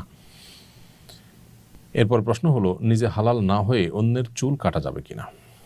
উত্তর হলো, হজের যাবতীয় কার্যক্রম বা উমরার যাবতীয় কার্যক্রম করার পর নিজে এখনও চুল কাটেননি বা চুল চাষেননি, এই অবস্থায় আপনি আরেকজনের চুল চেঁচে দিতে পারবেন বা কেটে দিতে পারবেন। যেমন স্বামী এখনও নিজের চুল চাষেন নাই, স্ত্রীর চুলের অগ্রভাগ কেটে দেওয়ার কাজটা তিনি করতে পারবেন, বা এক মহিলা অন্য মহিলাকে করতে পারবেন। একই কাজ পুরুষরা পরস্পরের ক্ষেত্রেই করতে পারবেন। মেয়েদের চুল কতটুকু কাটতে হবে? মেয়েদের চুল টেনে একদম মাথায় এনে সেখানে 1 কর পরিমাণ কাটলেই চলবে। 1 কর বা 1 ইঞ্চি পরিমাণ কেটে ফেললে যথেষ্ট হবে। এবং সবগুলো চুল থেকেই কাটা গেল কিনা এটা নিশ্চিত হওয়া জরুরি না। এখানে কিছু চুল যদি কয়েকটা চুল যদি বাদ যায়, মিস হয়, তাতে অসুবিধা নেই। 1/4 বা এর বেশি চুল কেটে ফেললেই চলবে। অতএব মাথার চুলকে টেনে ধরে একেবারে অগ্রভাগের আগের অংশের 1 ইঞ্চি পরিমাণ কেটে ফেলবে। নিজের চুল নিজে কাটা বা স্ত্রীর চুল কেটে দেওয়া যাবে কিনা? উত্তর হলো হ্যাঁ, করা যাবে, কোনো অসুবিধা নেই। একজন মুহরিম ইহরামরত অবস্থায় নিজের মাথার চুল নিজে চাঁচতে পারবেন, কোনো অসুবিধা নেই। আবার তিনি তার সহযাত্রী হজযাত্রী কারোর চুল কেটে দিতে পারবেন, স্বামী স্ত্রীরটা কেটে দিতে পারবেন, স্ত্রী স্বামীটা কেটে দিতে পারবেন। অর্থাৎ নিজে হালাল হওয়া ছাড়া আরেকজনটা কাটলে বা নিজেরটাও কাটলে কোনো অসুবিধা নেই। বদলি হজের নিয়ম ও বিধান জানতে চাই। বদলি হজের নিয়ম হলো, যে ব্যক্তি শারীরিকভাবে হজ করতে অপারগ, মক্কায় গিয়ে হজ করার সামর্থ্য একেবারেই নেই, কিন্তু আর্থিকভাবে সামর্থ্যবান, মৃত্যুর আগ পর্যন্ত আর সামর্থ্য তার হওয়ার কোনো আলামতও নয় বা সুযোগও নেই, সম্ভাবনাও নাই, তাহলে সেক্ষেত্রে তার জন্য কাউকে বদলি হজ করানো, কাউকে দিয়ে এটা তার জন্য আবশ্যক। কেউ যদি জীবদ্দশায় ওসিয়ত করে যান যে আমি জীবদ্দশায় হজ করতে না পারলে আমার মৃত্যুর পর আমার সম্পদ থেকে হজ করানোর ব্যবস্থা করবে, তাহলে তার বদলি হজ করানো, তার টাকা দিয়ে, তার সম্পদ দিয়ে এটা আবশ্যক। আর এছাড়া কেউ তার মৃত বাবা মা বা যে কোনো ব্যক্তির তরফ থেকে বদলি হজের ব্যবস্থা করতে পারে, বিশেষ করে যিনি হজে যেতে সামর্থ্যবান নন তার তরফ থেকে, সেটা মৃত ব্যক্তি হতে পারেন, তার তরফ থেকে কেউ যদি নিজস্ব উদ্যোগে নিজের টাকায় হজের ব্যবস্থা করেন, তাহলে সেটা নফল হজ হিসাবে হবে এবং সেটাও বদলি হজ করা যাবে। একজন মানুষ সুস্থ সবল, তিনি সামর্থ্যবান, তিনি যদি কাউকে দিয়ে বদলি হজ করান, তাহলে সেক্ষেত্রে তার যে ফরজ হজ সেটা আদায় হবে না, তার ফরজ হজ তাকে আদায় করতে হবে। অপারগ হলে সম্পূর্ণরূপে, তখন তার পক্ষ থেকে বদলি হজ করলে সেটা তার হজ আদায় হবে। আর যিনি বদলি হজ করবেন তার নিজের হজ আগে করবেন, তারপর তিনি বদলি হজ করবেন। কারণ নবী করিম সাল্লাল্লাহু আলাইহি সাল্লাম এক ব্যক্তিকে দেখলেন, তিনি একজনের বদলি হজ করছেন, তার ভাই শুভরুমার তরফ থেকে হজ করছেন, এরকম নিয়াত করছেন। নবী সাল্লাল্লাহু আলাইহি সাল্লাম তখন তাকে বললেন, তুমি নিজের হজ করেছো কিনা? লোকটি বললেন না। তখন বললেন, তুমি আগে নিজের হজ করো, তারপর তোমার ভাই শুভরুমার তরফ থেকে হজ করবে। এই জন্য যিনি বদলি হজ করবেন তিনি তার নিজের হজটা আগে করে তারপরে অন্য কারোর বদলি হজ করবেন। আর বদলি হজের নিয়ম সাধারণ হজের মতোই, শুধুমাত্র যখন এহরাম নিয়ত করবেন তখন লব্বাইকা আন অমুক এভাবে বলবেন, অমুকের পুত্র অমুকের তরফ থেকে আল্লাহ লব্বাইক, এরকম বলবেন এবং মনে মনে তার তরফ থেকে যে এহরাম বাঁধছেন এটুকু নিয়ত করবেন শুরুতে। এরপরে বাকি কাজগুলো সব সাধারণভাবেই করবেন, দোয়া নিজের জন্য এবং ওই ব্যক্তির জন্য এবং অন্যদের জন্য করতে পারবেন। এরপরে প্রশ্ন হলো, মৃত মানুষের বদলি হজের কোরবানি দেওয়া লাগবে কিনা? মৃত মানুষের জন্য যদি হজ করেন, সেক্ষেত্রে সাধারণ হজের মতোই এফরাদ হলে আপনার সেক্ষেত্রে কোরবানি লাগবে না। আর তামাত্তু কিংবা কেরান হজ যদি করেন, তাহলে সেক্ষেত্রে যথানিয়মে আপনাকে কোরবানি করতে হবে। কোন কোন শ্রেণীর মানুষের তরফ থেকে বদলি হজ করা যায়? এর উত্তর হলো, হজ ফরজ হওয়ার পর কেউ সুযোগ পেয়েও হজ করেননি, মারা গেছেন, এই ব্যক্তির তরফ থেকে তার ওয়ারিসরা উদ্যোগ নিয়ে হজ করতে পারেন। আশা করা যায় আল্লাহ তাআলা তাকে দায়মুক্ত করবেন মৃত ব্যক্তিকে। আর হজ ফরজ হওয়ার পর কেউ নিরাপত্তার কারণে হজ যেতে পারছেন না, এমন কোনো পরিস্থিতি আছেন যে হজে তার যাওয়ার কোনো সুযোগ নেই, নিরাপত্তাহীনতা ভুগছেন, এরকম বিশেষ কোনো কেস যদি কারোর তৈরি হয়, তাহলে তার তরফ থেকে বদলি হজের ব্যবস্থা করা যাবে। আর যদি কেউ এমন কোনো রোগে আক্রান্ত হন যেটা থেকে আসলে আর সুস্থ হওয়ার আশঙ্কা না, যেমন বার্ধক্যজনিত সমস্যা, হজ ফরজ হয়েছে, তার এই পরিমাণ টাকা হয়েছে, কিন্তু আসলে আর্থিক সঙ্গে থাকলেও শারীরিক সেই সামর্থ্য আর নেই এবং সুস্থ হওয়ার আশাও নাই, এরকম যদি হয়, তাহলে তার তরফ থেকে বদলি হজ করানো যাবে। একটু অসুবিধা হতে পারে, একটু কষ্ট হতে পারে, এই অজুহাতে বদলি হজ করলে কিন্তু তার দায়মুক্ত হবেন না তিনি। মহিলারা মাহরাম নেই, উপযুক্ত কোনো মাহরাম নেই, এরকম যদি হয়, তাহলে সেক্ষেত্রে তিনিও বদলি হজের উদ্যোগ নিতে পারেন। সরকারি নিয়মের বাধ্যবাধকতার কারণে কেউ হজে যেতে পারছেন না, এরকম ব্যক্তির তরফ থেকেও বদলি হজ করা যেতে পারে। জুতা পরে তওয়াফ ও সাই করা যাবে কিনা? উত্তর হলো যে, জুতা যদি পবিত্র থাকে তাহলে এটা পরে তওয়াফ সাই করতে অসুবিধা নেই। তবে এহরামরত অবস্থায় যে তওয়াফটা হয়, সেই তওয়াফ যদি হয়, যেটা ফরজ তওয়াফ ওমরা বা হজের ক্ষেত্রে, সেই তওয়াফ যদি হয়, তাহলে জুতা এমন হতে হবে যে জুতায় যে পায়ের উঁচু অংশটা, সেটা অনেক ওলামাদের মতে টাকনুগিরা, আবার অনেকের মতে হলো উপরের পিঠের অংশটা, এটা যেন ঢাকা না থাকে, সেরকম স্যান্ডেল পরে করতে পারেন। আর নফল তওয়াফের ক্ষেত্রে যে কোনো জুতা পরে তিনি তওয়াফ করতে পারেন, যে জুতা পাক থাকে, পবিত্র থাকে। তবে আজকাল হারামে দোতলায় বা উপরে আপনার এই যে জায়গাতে মানুষ তওয়াফ করে, সেই জায়গাতে আবার নামাজে পড়া হয়। অতএব একান্ত প্রয়োজন না হলে জুতা পরে তওয়াফ না করাই উচিত। কারণ হলো জুতা পরে তওয়াফ করার কারণে ওই জায়গাটা ধুলায় ভরে যায়, অনেকে জুতা পরে সেখানে, এবং অনেকে পরার কারণে জুতা ভরে যায়, সেখানে মানুষের সিজদা দিতে অসুবিধা হয়, আল্লাহর ঘরের সম্মানেরও খেলাফ। সেজন্য এটা অ্যাভয়েড করতে পারলে ভালো হয়। কিন্তু কারো যদি পায়ে অসুবিধা হয় তিনি পবিত্র জুতা পরে তওয়াফ করতে পারবেন। আর নফল তওয়াফ হলে সেক্ষেত্রে তো মুজা পরেও তওয়াফ করতে কোনো অসুবিধা নেই। এরপরের প্রশ্ন হলো আরাফা ও মুজদালিফায় অবস্থানকালে তায়াম্মুম করে সালাত পড়তে পারবে কিনা। আরাফা বা মুজদালিফা অবস্থানকালে যথারীতি ওযু করে নামাজ পড়তে হবে। যদি পানির কোনো ব্যবস্থা না থাকে, অন্য সাধারণ অবস্থাতে যখন তায়াম্মুম করা যায় সেরকম পরিস্থিতি তৈরি হলে তখন তায়াম্মুম এখানেও করা যাবে। কিন্তু ভিড় আছে এই অজুহাতে পানি দিয়ে ওযু না করে তায়াম্মুম করার সুযোগ নেই। আরাফার ময়দানে গোসল করা যাবে কিনা। উত্তর হলো আরাফার ময়দানে গোসল করা শুধু যাবেই নয়, বরং বেশিরভাগ ফুকাহা একরামের মতে আরাফার ময়দানে গোসল করা মুস্তাহাব। একটু ফ্রেশনেস আসবে, দোয়াতে মনোযোগ আসবে, সেজন্য গোসল করা মুস্তাহাব। অবশ্য গোসল করার মতো পরিবেশ না থাকলে গোসল করার জন্য বিশেষভাবে কষ্ট না করলেও চলবে। মা বোনদের জন্য গোসল করার মতো ভালো পরিবেশ আজকাল থাকে না, যার কারণে পর্দার বিধান লঙ্ঘন করে তারা গোসল করতে যাওয়ার দরকার নেই। ওয়াশরুমের ভিতরে পাইপ দিয়ে যেমন গোসল করতে পারেন, বাহিরে টেপ থাকে সেখানে গোসল করলে পর্দা এবং সতর এগুলোর প্রতি লক্ষ্য করে যদি গোসল করা যায় তাহলে সেক্ষেত্রে গোসল করা যাবে, বরং করা উত্তম। আর না করতে পারলে অসুবিধা নেই। আরাফার ময়দানে জোহর আসর কি একত্রে আদায় করতে হবে। এর উত্তর হলো আরাফার ময়দানে জোহর এবং আসর এক আজানে দুই একামতে, অর্থাৎ জোহর পড়ে এরপরে আরেকটা একামত দিয়ে আসর পরপরইভাবে দুটোটা আদায় করাটা সুন্নাহ। এটা একদল উলামাদের মত, কারণ নবী সাল্লাল্লাহু আলাইহি ওয়াসাল্লাম এমনটি করেছেন।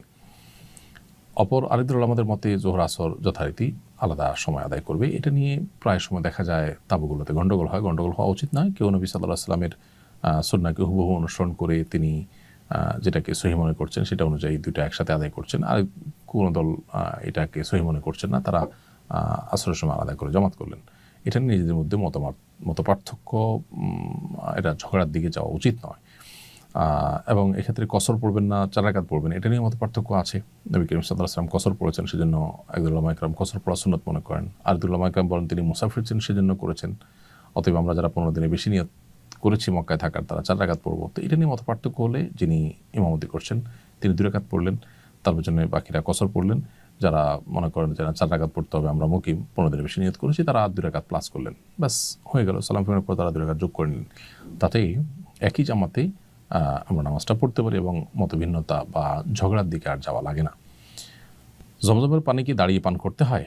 জমজমের পানি দাঁড়িয়ে পান করতে হয় এমন কোনো কথা নেই। সাধারণ পানির মতোই এটা স্বাভাবিকভাবে আমরা পান করব বসে। তবে নবী সাল্লাল্লাহু আলাইহি ওয়াসাল্লাম বিভিন্ন রাওয়ায়াতে জমজম পানি দাঁড়িয়ে কোথাও কখনো কখনো পান করেছেন বোঝা যায়। হয়তো বসার মতো পরিবেশ ছিল না, আর তাছাড়া দাঁড়িয়ে পান করার তো আর নিষেধ নয়, এটা জায়েজ বোঝানোর জন্য তিনি মাঝে মধ্যে পান করতেন। বাকি জমজম পানি বসা অবস্থা পেলেও অনেকে দাঁড়িয়ে যায় পান করার জন্য, এরকমটি সঠিক না যে দাঁড়িয়েই পান করতে হয়, এরকম নয়।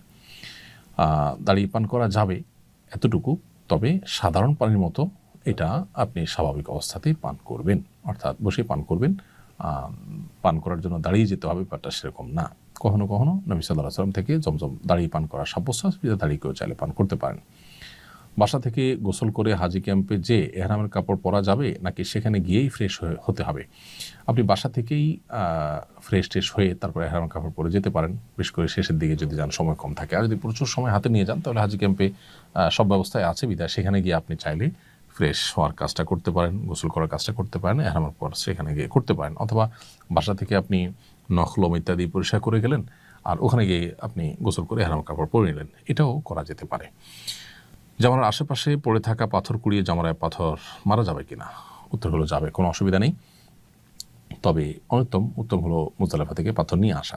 যদি আপনার পাথর টান থাকে, পড়ে যায়, আনতে ভুলে যান, এখান থেকে পাথর নিয়ে মারলেও আপনার জামারার পাথর মারার কাজটি আদায় হয়ে যাবে। জামারা নিক্ষেপের জন্য প্রয়োজনীয় অতিরিক্ত পাথর কুড়ানো যাবে কিনা। উত্তর হলো যাবে, তবে আপনার যে কয়টা পাথর লাগে সে কয়টা নেওয়াই ভালো। যদি 2-4টা বেশি হয়ে যায় বা সতর্কতামূলক 2-4টা বেশি নেন তাতে অসুবিধা নেই।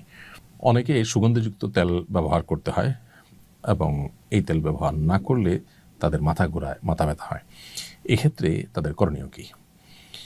উত্তর হলো যে অনিবার্য যদি হয় যে তেল ব্যবহার করা ছাড়া তিনি সুস্থ থাকতে পারেন না, অসহনীয় কষ্ট হয়, তাহলে তিনি ব্যবহার করতে পারেন, কিন্তু তাকে এর কারণে কিন্তু ফিদিয়া দিতে হবে।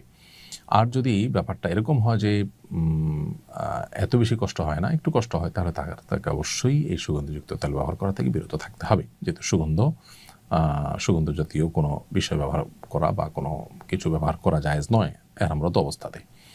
আর ফিদিয়া হলো 3টা রোজা রাখা কিংবা 6 জন মিসকিনকে খাদ্য দেওয়া কিংবা একটা পশু জবাই করে মক্কায় মিসকিনদের মধ্যে বন্টন করা, গোশতের বন্টন করার ব্যবস্থা করা। হজে মহিলাদের মুখে নেকাব পরা নিষেধ কেন? আল্লাহ তাআলা একমাত্র ভালো জানেন। তবে পুরুষদের জন্য সেলাইবিহীন পোশাক পরা, মেয়েদের জন্য মুখে আপনার নেকাব না লাগানো, এগুলো স্বাভাবিক এবং সরলভাবে আল্লাহর সামনে নিজেকে উপস্থাপন করার জন্য, মানুষের মৃত্যু পরবর্তী অবস্থাকে স্মরণ করিয়ে দেয় আমাদের এহরামের শুভ্র সাদা এবং স্বাভাবিক পোশাক আশাক। এটা আল্লাহর সামনে নিজেকে একেবারে সরল সহজভাবে উপস্থাপন করবার জন্যই হয়তো এরকমটি করতে বলা হয়েছে। বাকি এর প্রকৃত কারণ একমাত্র আল্লাহ তাআলা ভালো জানেন, কারণ কোরআন হাদিসে আলাদা করে কারণ উল্লেখ করা হয়নি। এটা উলামা ইকরাম যার যার মতো করে গবেষণা করে হিকমত এবং রহস্য বর্ণনা করেছেন অনেকেই। হজের সময় কোরবানি অর্থাৎ দমের শূকর দিলে দেশে আবার কোরবানি দিতে হবে কিনা? উত্তর হলো, হজের সময় আমরা যে কোরবানি দেই এই কোরবানিটা হলো মূলত, আমরা কোরবানি বললেও এটা মূলত দমের শূকর বা আল্লাহর কৃতজ্ঞতা আদায় করে পশু জবে। আর মূল কোরবানি যেটা, সেটা যথারীতি প্রযোজ্য হবে। এখন সফররত অবস্থা কোরবানি প্রযোজ্য হয় না। কেউ যদি শর্ট টাইমের যে প্যাকেজ সেটাতে যান, মক্কায় 15 দিনের কম নিয়ত করে থাকেন, তাহলে তো তিনি মুসাফির, অতএব তার জন্য কোরবানি প্রযোজ্য হবে না। তারপরও তার তরফ থেকে দেশে কেউ নফল হিসাবে কোরবানি দিতে পারেন বা তিনি সেখানেও কোরবানি দিতে পারেন। আর যারা 15 দিনের বেশি নিয়ত করবেন, সাধারণ প্যাকেজ যাবেন, তারা তো অবশ্যই মুকিমের বিধান অন্তর্ভুক্ত ফোকে হানাফের মত অনুযায়ী। সো তাদের পক্ষ থেকে কোরবানি আলাদা দিতে হবে, আর হজের যে কোরবানি অর্থাৎ দমের শূকর সেটা আলাদা দিতে হবে। হজের সফরে হাজিরা কি মুসাফির থাকেন? হজের সফরে হাজিরা মুসাফির থাকেন নাকি মুকিম থাকেন, এটা আসলে নির্ভর করে কত দিনের প্যাকেজ যাচ্ছেন সেটার উপরে। সাধারণ প্যাকেজ যেটা 30 দিনের বেশি, সেটাতে গেলে হাজিরা সাধারণত মক্কায় মুসাফির থাকেন না, মুকিম হয়ে যান ফোকে হানাফের মত অনুযায়ী, কারণ সেখানে 15 দিন বা তার বেশি তারা থাকেন। আর মদিনাও যদি 15 দিন থাকার নিয়ত থাকে তাহলে সেখানে মুসাফির থাকবেন না, মুকিম হয়ে যাবেন। আর তার কম থাকলে মুসাফির থাকবেন। আর এর বাহিরে যারা শর্ট প্যাকেজে যান 15 দিন 20 দিনের জন্য, তারা মক্কা বা মদিনা কোথাও আসলে 15 দিন এককভাবে থাকেন না, যার কারণে তারা কিন্তু মুসাফির হিসাবে গণ্য হবেন। আর মুসাফির হলে মুসাফিরের সব বিধিবিধান তার জন্য যথারীতি প্রযোজ্য হবে। মেয়েরা নফল তাওয়াফেও কি মুখে নেকাব দিতে পারবে না? উত্তর হলো না, মুখে নেকাব দিতে পারবে নফল তাওয়াফে, পারবে না এমন কথা নেই। কারণ হলো এহরামরত অবস্থাতে মুখে তারা নেকাব পরবেন না। পর্দার লঙ্ঘনের আশঙ্কা হলে সেক্ষেত্রে ক্যাপ ইত্যাদি দিয়ে বা সাধারণ কাপড় দিয়ে মুখ ঢেকে দিবেন, কিন্তু মুখে নেকাব দিয়ে বাঁধবেন না। এটা হলো এহরামরত অবস্থার জন্য। নফল তাওয়াফের জন্য এটা প্রযোজ্য না। সেক্ষেত্রে তারা স্বাভাবিকভাবে নেকাব পরে নফল তাওয়াফ করতে পারবেন। পুরুষরা মাস্ক ইত্যাদি পরেও নফল তাওয়াফ করতে পারবেন। হজে বাথরুম ব্যবহারের সময় সেলাই কাটা লুঙ্গি ব্যবহার করা যাবে কিনা? বাথরুমে যদি আপনি সেলাই ছাড়া লুঙ্গি ব্যবহার করেন, ওপেন যেগুলো, সেটা আপনি করতে পারেন, কোনো অসুবিধা নেই। কারণ সেলাই বিশিষ্ট পোশাক পরা নিষেধ, লুঙ্গি পরা নিষেধ নয়। কাবায় পুরাতন কাজা নামাজ পড়া যাবে নাকি নফল নামাজ পড়াই উত্তম? কাবাতে পুরাতন আগের যে নফল কাজা নামাজগুলো আছে আপনি সেগুলো আদায় করতে পারেন, আর চাইলে নফল নামাজও পড়তে পারেন। কাজা নামাজ থাকলে আগে কাজা নামাজ পড়েই তারপর নফল নামাজ পড়াটা উত্তম। সন্দেহাতীতভাবে সেটাকে অগ্রাধিকার দেওয়া উচিত কাজা নামাজকে। মক্কায় 1 রাকাতে 1 লাখ রাকাতের সওয়াব কি শুধু মসজিদে হারামেই হবে নাকি হোটেলের নামাজ পড়লেও একই সওয়াব হবে? এটা নিয়ে ভিন্ন মত আছে। অনেকে বলেছেন যে মসজিদে হারামের জন্যই খাস, কারণ হাদিসে মসজিদ শব্দটি আছে। আবার অনেকে বলেছেন হারাম এরিয়ার মধ্যেই, হারামের এরিয়া যে অর্থাৎ হারামের যে পুরো সীমানা বিশাল বড় কয়েক মাইল জুড়ে, এই পুরোটার মধ্যেই একই ফজিলত প্রযোজ্য। এই দ্বিতীয় মতটা অধিকতর গ্রহণযোগ্য বিধায় আপনার হারামের এরিয়াতে হোটেলেও কেউ যদি নামাজ পড়েন ইনশাআল্লাহ বিদিনিল্লাহ তিনি 1 রাকাতে 1 লাখ রাকাতের সওয়াব পাবেন। এবং এ ব্যাপারে সৌদি আরবের স্থায়ী কমিটির যে ফতোয়া বিষয়ক যে স্থায়ী কমিটি রয়েছে তাদের ফতোয়াও একই রকম। ছেলেদের ক্ষেত্রে এহরাম অবস্থায় রঙিন গামছা পরে গোসল করতে পারবে কিনা? উত্তর হলো হ্যাঁ, করা যাবে, কোনো অসুবিধা নেই। কারণ গামছা এটা সেলাই বিশিষ্ট কোনো পোশাক নয়, বরং এটা ওপেন থাকে, বিধায় গামছা পরে আমরা গোসল করতে পারবো। ছেলেরা হোক মেয়েরা হোক সবাই করতে পারবেন, এবং এক্ষেত্রে রঙিন হোক অন্য কোনো এক কালার হোক সাদা হোক তাতে কিছু আসে যায় না। হজের সময় মাসিক শুরু হলে তার বিধান কি? হজের সময় যদি মাসিক শুরু হয়ে যায়, মেয়েরা হজের সমস্ত কাজগুলো যথারীতি করবেন, কোনো কাজ থামবে না তার। শুধুমাত্র হজের যে ফরজ তওয়াফ ঈদের দিন সেটি তারা মাসিক অবস্থায় করবেন না মেয়েরা, বরং অপেক্ষা করবেন যখন তিনি সুস্থ হবেন তখন তিনি করবেন, সেটা হোক 5 দিন পর হোক 7 দিন পর। এটা মেয়েদের জন্য স্পেশাল, এবং এর জন্য কোনো দম ফিদিয়া কিছু দিতে হবে না। হজের সব প্রস্তুতি শেষ করার পর স্বামী মারা গেলে করণীয় কী? কেউ হজের সব প্রস্তুতি শেষ করেছেন এবং যাওয়ার জন্য অপেক্ষমান আছেন, এই টাইমে যদি স্বামী মারা যায় তাহলে তিনি ইদ্যত পালন করবেন, তখন তার জন্য হজে নাজিব পালন করা ওয়াজিব। এবং এই যে তার টাকাগুলো খরচ হয়ে গেল, এরপরে যদি আবার কখনো হজ করার মতো সামর্থ্যবান হন তাহলে তখন হজ করবেন তিনি মাহরামদের সাথে নিয়ে। আর যদি আর সে সুযোগ না আসে তাহলে তারপরে হজ ফরজ হবে না, যেহেতু তার সামর্থ্যই আসে নাই। এবং এই যে টাকা চলে গেল, হজে যেতে পারলেন না, এর জন্য আফসোসের কোনো কারণ নেই, কারণ টাকা যে ব্যয় হয়েছে আল্লাহর পথে তার জন্য সওয়াব তিনি পাবেন। নবী সাল্লাল্লাহু আলাইহি ওয়াসাল্লাম বলেছেন, কোনো ব্যক্তি যদি কোনো ভালো কাজ করার নিয়ত করে, মান হাম্মা বিহাসানাতিন ফালাম ইয়ামালহা, কোনো ব্যক্তি ভালো কাজ নিয়ত করে না করতে পারলে আল্লাহ তাআলা পরিপূর্ণ সওয়াব দিবেন। মিনা যদি এহরামের কাপড় চেঞ্জ করার দরকার হয় তাহলে কি করতে হবে? মিনায় এহরামের কাপড় চেঞ্জ করার দরকার হলে চেঞ্জ করতে পারবেন, এমনকি আরাফাতে মুজদালিফাতেও যদি নষ্ট হয়ে যায় কোনো কাপড় বা ময়লা হয়ে যায় আরেকটা এহরামের কাপড় পরবেন, অসুবিধা নেই। কিন্তু এই কাপড় চেঞ্জ করতে গিয়ে যেন আবার লুঙ্গি টুঙ্গি সেলাই করাও কোনো কিছু যেন না পড়া হয়। 8 তারিখ মিনায় অবস্থান না করলে কি দম দিতে হবে? 8 তারিখ মিনায় অবস্থান না করলে দম দিতে হবে না, কারণ 8 তারিখ মিনায় অবস্থান করাটা, জিলহজের 8 তারিখ মিনায় অবস্থান করাটা সুন্নাত। কোনো কারণে এটা মিস হয়ে গেলে সরাসরি কেউ আরাফাতে চলে গেল, ডাইরেক্ট মিনায় অবস্থান করলই না, তাতে কোনো অসুবিধা হবে না। জিলহজের 10 এবং 11 তারিখ রাতে মিনা অবস্থান করা কি জরুরি? এটি সংখ্যাগরিষ্ঠ ইমামদের মধ্যে জরুরি, বেশিরভাগ ইমামদের মধ্যে জরুরি, ফোকাহ হানাফের মধ্যে সুন্নাহ। নবী সাল্লাল্লাহু আলাইহি ওয়াসাল্লাম অবস্থান করেছেন, বিদায় 10 তারিখ 11 তারিখ রাত মক্কার হোটেলে না কাটিয়ে মিনায় কাটাবার চেষ্টা করা উচিত আমাদের। জামারাতে নিক্ষেপের জন্য মুজদালিফা থেকে কঙ্কর না নিলে গুনাহ হবে কিনা? জামারাতে নিক্ষেপের জন্য মুজদালিফা থেকে কঙ্কর নেওয়াটা উত্তম, মুস্তাহাব, কিন্তু অন্য কোনো জায়গা থেকে, মিনা থেকে নিলেও আপনার জামরাতে পাথর মারা আদায় হয়ে যাবে, তাতে অসুবিধা নেই। তবে একেবারে জামরার কাছাকাছি, জামরার সামনে থেকে একান্ত নিরুপায় না হলে, প্রয়োজন না হলে সেখান থেকে না নেওয়া উচিত, একটু দূর থেকে মিনা থেকে নেওয়া উচিত। আর সবচেয়ে ভালো মুজদালিফা থেকে, তাহলে মুজদালিফা থেকে নেওয়া উত্তম। কোনো কারণে মিস হলে মিনার অন্য কোনো জায়গা থেকে নেবেন, কিন্তু একেবারে ঠিক জামরার সামনে থেকে করানোটা অনুত্তম, অনুচিত, মাকরুহ। যে জিকির বা দোয়া সাফা মারওয়ায় পড়া হয় সেগুলো বাংলায় করা যাবে কিনা? সাফা মারওয়ায় যে বাক্যগুলো পাঠ করা হয়, লা ইলাহা ইল্লাল্লাহু ওয়াহদাহু লা শারীকা লাহু লাহুল মুলকু ওয়া লাহুল হামদু ইউহয়ী ওয়া ইয়ুমীতু ওয়া হুয়া আলা কুল্লি শাইইন কাদির, লা ইলাহা ইল্লাল্লাহু ওয়াহদাহু আনজাযা ওয়া'দাহু ওয়া নাসারা আবদাহু ওয়া হাযামাল আহজাবা ওয়াহদাহু, এগুলো হাদিসে যেভাবে বর্ণিত হয়েছে ঠিক এভাবে পাঠ করাটাই উত্তম, বাংলা না করে। যদি কেউ এটা না পারেন কোনোভাবে বাংলা পড়ে ফেলেন, হয়ে যাবে, বাট অবশ্যই উচিত এবং উত্তম হলো হাদিসের টেক্সট হুবহু পাঠ করা। আর দোয়ার বিষয়টা হলো, দোয়া আপনি নিজের ভাষায় করতে পারেন, কোনো অসুবিধা নেই। সেটা আপনি বাংলা ভাষায়, অন্য কোনো ভাষায় করলেন এবং কোরআন হাদিসের দোয়ার ভাষায় নিজের মন মতো দোয়া করলেন, সেটা আপনি করতে পারেন। 11 বা 12 জিলহজের দিন পাথর মারার সময় কখন শুরু হয় এবং কখন শেষ হয়? উত্তর হলো, 10 জিলহজ বা ঈদের দিন যে পাথর মারা, সেটা তো সকাল থেকেই আমরা পাথর মারতে পারি, সকাল থেকেই পাথর মারার সময়। আর 11-12 জিলহজ হলো জোহরের ওয়াক্ত হওয়ার পর থেকে পাথর মারার সময় শুরু হয়। সূর্য ডুবার আগে আগে মারতে হয়, যদি ভিড়ের কারণে সূর্য ডুবার পরে মারা লাগে তাতেও আদায় হয়ে যায়, কিন্তু সময়টা শুরু হবে জোহরের ওয়াক্ত হওয়ার পর 11-12 জিলহজ। অতএব এই 2 দিন 11, 12 বা 13 তারিখেও যদি কেউ থাকেন, সেই দিনগুলোতে পাথর নিক্ষেপ করতে হবে জোহরের ওয়াক্ত হওয়ার পর থেকে। হজে যাওয়ার আগে সাধারণত ঋণ থাকলে সেগুলো শোধ করে যেতে বলা হয়, কিন্তু জীবনে অনেক বান্দার হক নষ্ট করেছি, সব মনে নেই, চিনি না কিংবা এখন আর যোগাযোগ নেই, এই ঋণ কিভাবে শোধ করব? এর উত্তর হলো, অজানা মানুষদের ঋণ পরিশোধ করার জন্য আনুমানিক কত টাকা হতে পারে সে পরিমাণ টাকা গরিব দুঃখীদেরকে দান করে দিবেন তাদের তরফ থেকে। ঋণ যারা পাবেন, যাদের কাছে আপনি ঋণী, সেই পাওনাদারদের তরফ থেকে নিয়ত করবেন আল্লাহ এর সবটা তাদের আমার নাম আপনি দিয়ে দেন, এভাবে দিলে আপনি দায়মুক্ত হবেন ইনশাআল্লাহ।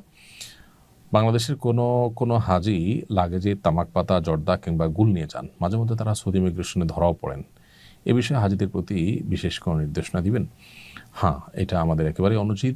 অনেক হাজি সাহেবরা তামাক পাতা, সাদা পাতা, জর্দা, গুল এগুলো নিয়ে যান। সৌদি আরবে মাদক দ্রব্যের মধ্যে এই তামাক জাতীয় এই জিনিসগুলোকে গণ্য করা হয়, যার কারণে এয়ারপোর্টে হ্যাসেলের শিকার হন। এবং সেই সাথে এই জিনিসগুলো পান করার ব্যাপারে যেহেতু ওলামা একরাম এটিকে কঠোরভাবে নাজায়েজ এবং হারাম বলেন এবং মাদক দ্রব্যের মধ্যেই ফেলেন, অতএব এগুলো অ্যাভয়েড করা উচিত। তাছাড়া এগুলো আমাদের স্বাস্থ্যের জন্য তো ক্ষতিকর। আমাদের ওলামা একরাম জর্দা খাওয়াকে অনেকে জায়েজ মনে করেন, কিন্তু জর্দা খাওয়ার মধ্যে যেগুলো মিষ্টি জর্দা, যেগুলোতে কোনো তামাক নাই, সেটা তো জায়েজ হতে পারে, বাট যেখানে তামাক আছে সেটা আসলে জায়েজ হওয়ার বিষয়টাতে তুমুল আপনার ভিন্নমত এবং শক্তিশালী ভিন্নমত রয়েছে। তো এই জন্য একজন হজ যাত্রী তিনি আল্লাহর ঘরের ইবাদত করতে যাচ্ছেন, সেখানে তার সাথে আসলে এই জিনিসগুলো, তামাক জাতীয় জিনিসগুলো বহন না করাই উচিত। বিশেষ করে সৌদিতে যে হ্যাসেলের মুখোমুখি হতে হয়, সেটা তো কারোরই কাম্য হয় না। এই জন্য এগুলো আমাদের হজ যাত্রায় সাথে যেন নেওয়া হয় সেদিকটা খেয়াল করা দরকার। বর্তমানে সৌদি সরকার মহিলাদের মাহরাম ছাড়া হজ করার অনুমতি দিয়েছে। এই অনুমতি গ্রহণ করে মাহরাম ছাড়া হজ করা যাবে কিনা?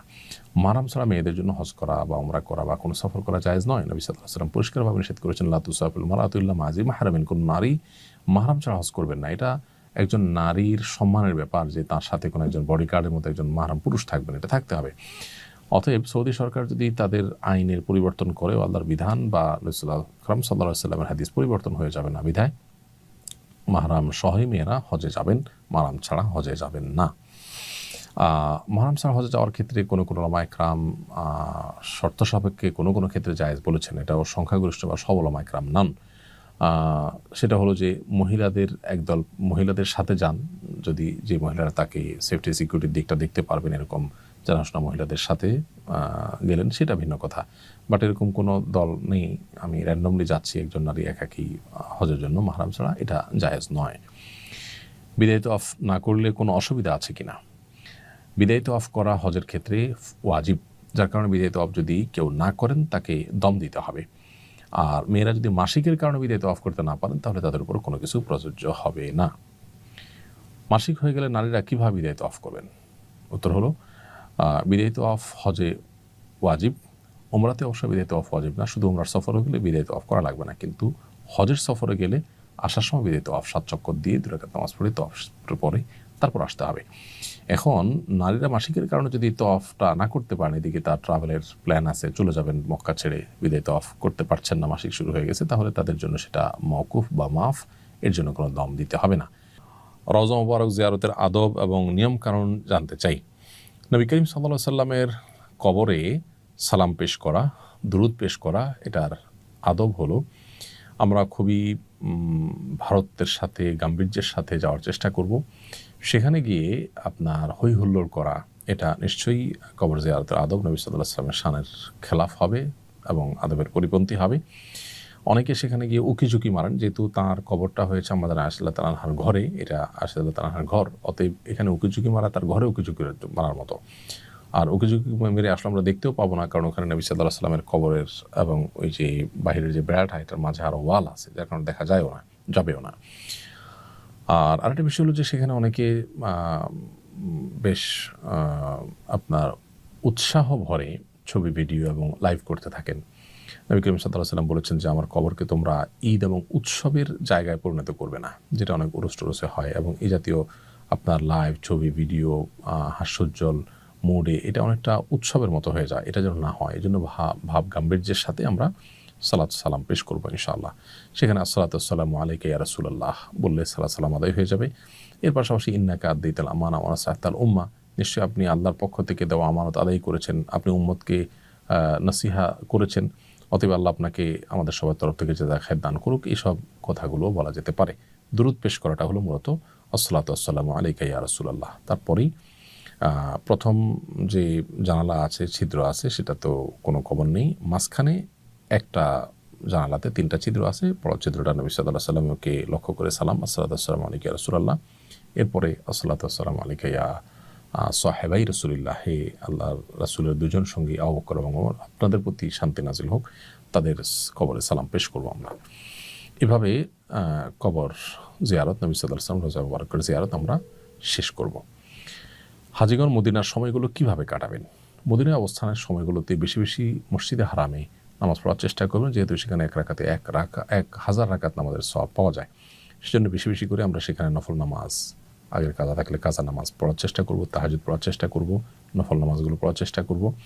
সেই সাথে রাসূল আকরাম সাল্লাল্লাহু আলাইহি ওয়াসাল্লামের কবরে আমরা সালাম পেশ করব, রিয়াদুল জান্নাতে সুযোগ পেলে নামাজ পড়ব, সুযোগ না পাইলে তাতে কোনো অসুবিধা নেই, কিন্তু রাসূল সাল্লাল্লাহু আলাইহি ওয়াসাল্লামের কবরে আমরা থেমে মাঝে মধ্যে সালাম পেশ করব যে কদিন থাকি মদিনাতে।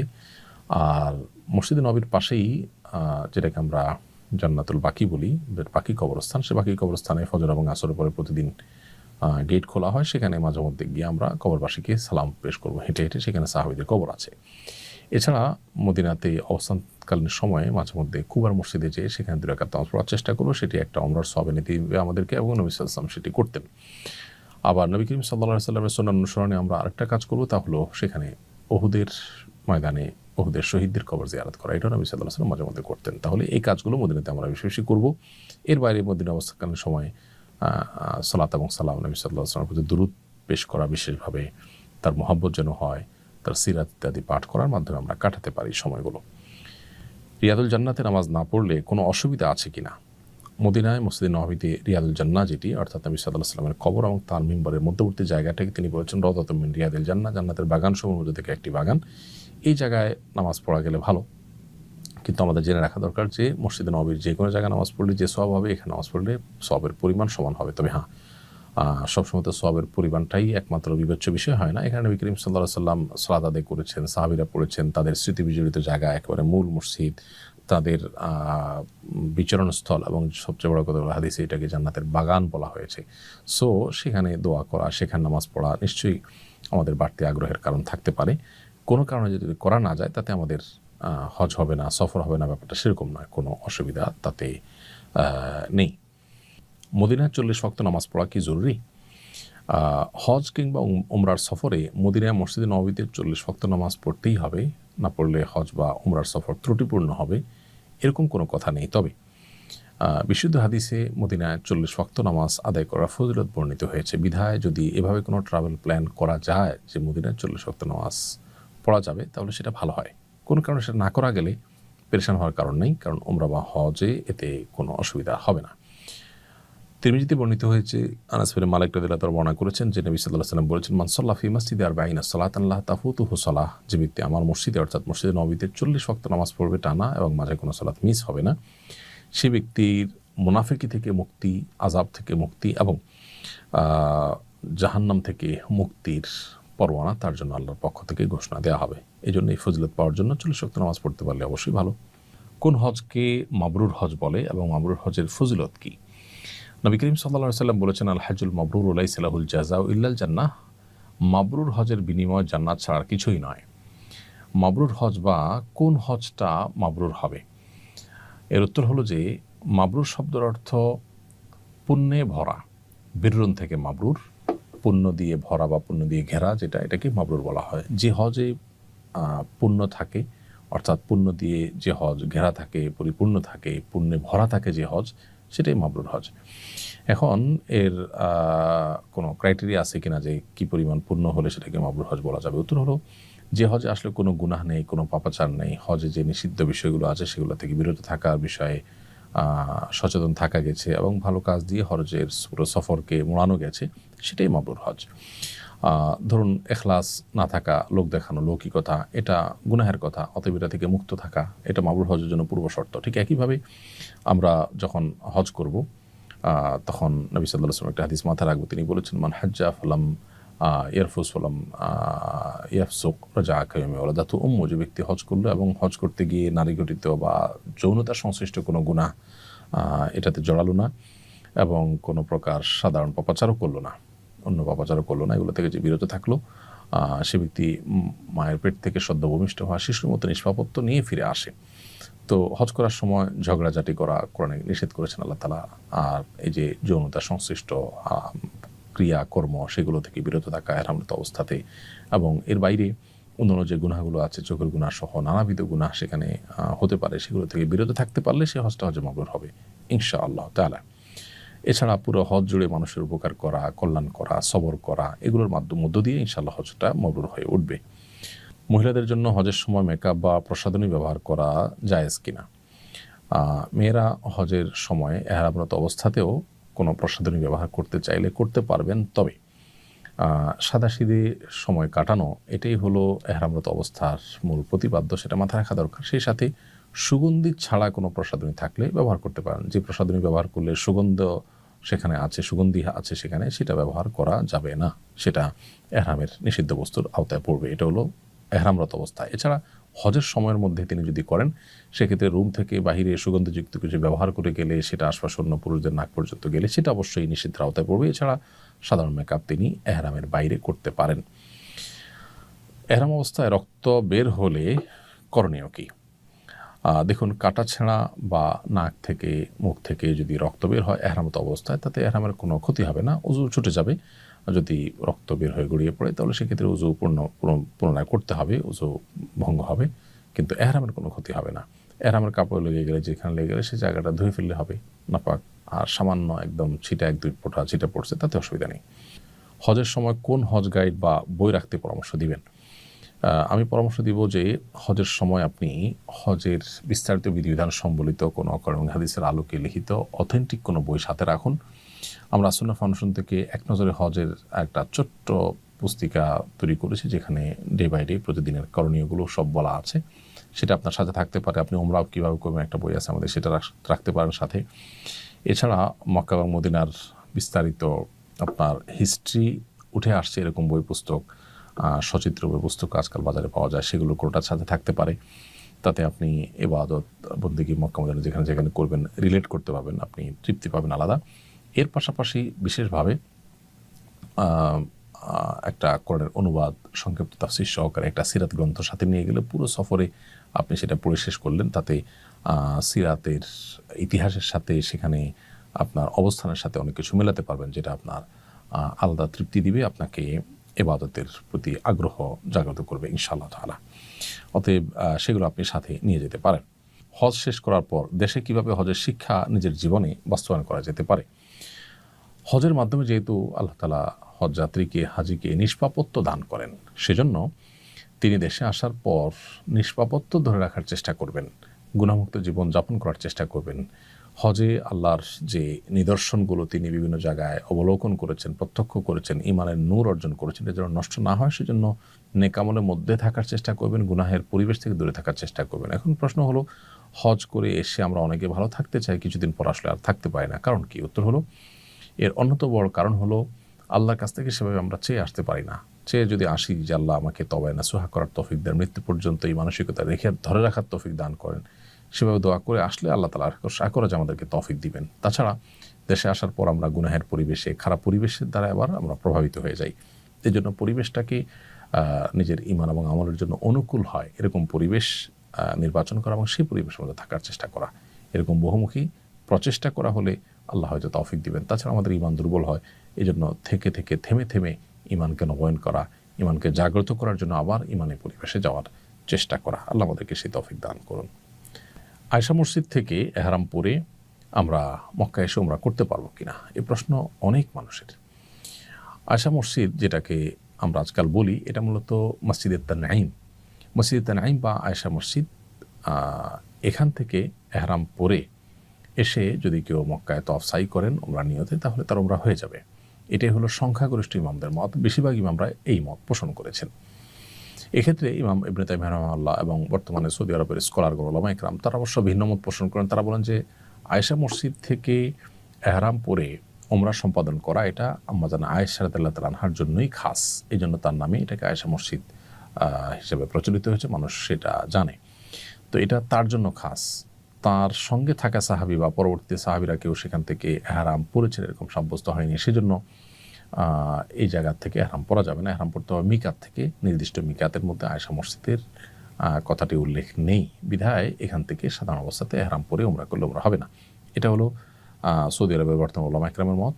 তবে সংখ্যাগরিষ্ঠ জমহুর ইমামদের মত হলো যে আয়েশা মসজিদ থেকেও যদি কেউ এহরাম পরে এসে উমরা করে তার উমরা হয়ে যাবে। কেউ যদি মতপার্থক্যের ঊর্ধ্বে উঠতে চায় তাহলে সেক্ষেত্রে তিনি আরেকটু দূরে, বেশ কম হবে না, 1 থেকে 1.5 ঘন্টা 1.5 ঘন্টা দূরত্বে তায়েফে চলে যাবেন। সেখানে একাধিক মিকাত আছে, সেখানে মিকাত থেকে এহরাম পরে এসে উমরা করবেন। সেটা হবে সকল মতপার্থক্যের ঊর্ধ্বে উঠে করা। অতএব সেটা আমরা চেষ্টা করতে পারি। আর আয়েশা মসজিদ থেকে এহরাম পরে এসে উমরা করলেও সংখ্যাগরিষ্ঠ ইমামদের মতে উমরা হয়ে যাবে। হজ বা উমরার সফরে বারবার উমরা করার বিধান কি? হজ বা উমরার সফরে আমরা মূল উমরার পাশাপাশি আরও যদি উমরা করতে চাই, বিশেষ করে আমরা তায়েফে গেলাম, আশাপথে মিকাত পড়লো, আরেকটা উমরা করলাম, মদিনায় গেলাম, আশাপথে মিকাত পড়লো, আরেকটা উমরা করলাম, সেটা তো ঠিকই আছে। এর বাইরে মক্কার হোটেল থেকেই আমরা মিকাতে গিয়ে বা আয়েশা মসজিদে গিয়ে আরও উমরা করা যে একটা প্রচলন আমাদের সমাজে আছে, এটিকে নাজায়েজ বলা কঠিন। কেউ চাইলে করতে পারেন। তবে নবী করিম সাল্লাল্লাহু আলাইহি ওয়াসাল্লাম সাধারণত এক সফরে একটার বেশি উমরা করার জন্য কসরত করেছেন বা বারবার উমরা করেছেন এরকম প্রমাণ পাওয়া যায় না। যদি কেউ করতে চান মৃত বাবা থেকে, মায়ের তরফ থেকে, অসুস্থ কারোর তরফ থেকে বা নিজের তরফ থেকে তিনি করতে পারেন, সেটা ভিন্ন কথা। বাট আমাদের উচিত উমরার কোয়ালিটি বাড়ানো এবং তওয়াফের পরিমাণ বাড়ানো। অনেকে দিনে 2টা উমরাও করেন, তো দিনে 2টা উমরা করলে আসলে কোনোটারই কোয়ালিটি খুব ভালো করে ধরে রাখা কঠিন, এটা আমাদের মাথায় রাখা উচিত। তবে একাধিক উমরা করলে যে গুনাহ হবে ব্যাপারটা সেরকম না। নবী করিম সাল্লাল্লাহু আলাইহি ওয়াসাল্লামের জীবনে মোট 4টি উমরা করেছেন, তার একটি হলো হুদায়বিয়া থেকে ফেরত গিয়েছেন, সেটিকে ধরা হয়েছে। আরেকটি হলো তার বিদায় হজের সাথে, এর বাইরে পিওর 2টি উমরা করেছেন তিনি। তো এটি বুখারীতে এসেছে। তাহলে হিজরতের পর নবী সাল্লাল্লাহু আলাইহি ওয়াসাল্লামের এই যে উমরার সংখ্যা মোট 4টি উমরা, এর মধ্যে আবার হুদায়বিয়ার সাথে একটা, হজের সাথে একটা, পিওর 2টা উমরা। একটা সফরে মদিনা থেকে কষ্ট করে এসেছেন, সেজন্য বারবার উমরা করেছেন তিনি, এরকমটি সাব্যস্ত হয় না। তারপরে কেউ করতে চাইলে সেটিকে নাজায়েজ বলা কঠিন। আস-সুন্নাহ ফাউন্ডেশন, উম্মার স্বার্থে সুন্নাহর সাথে।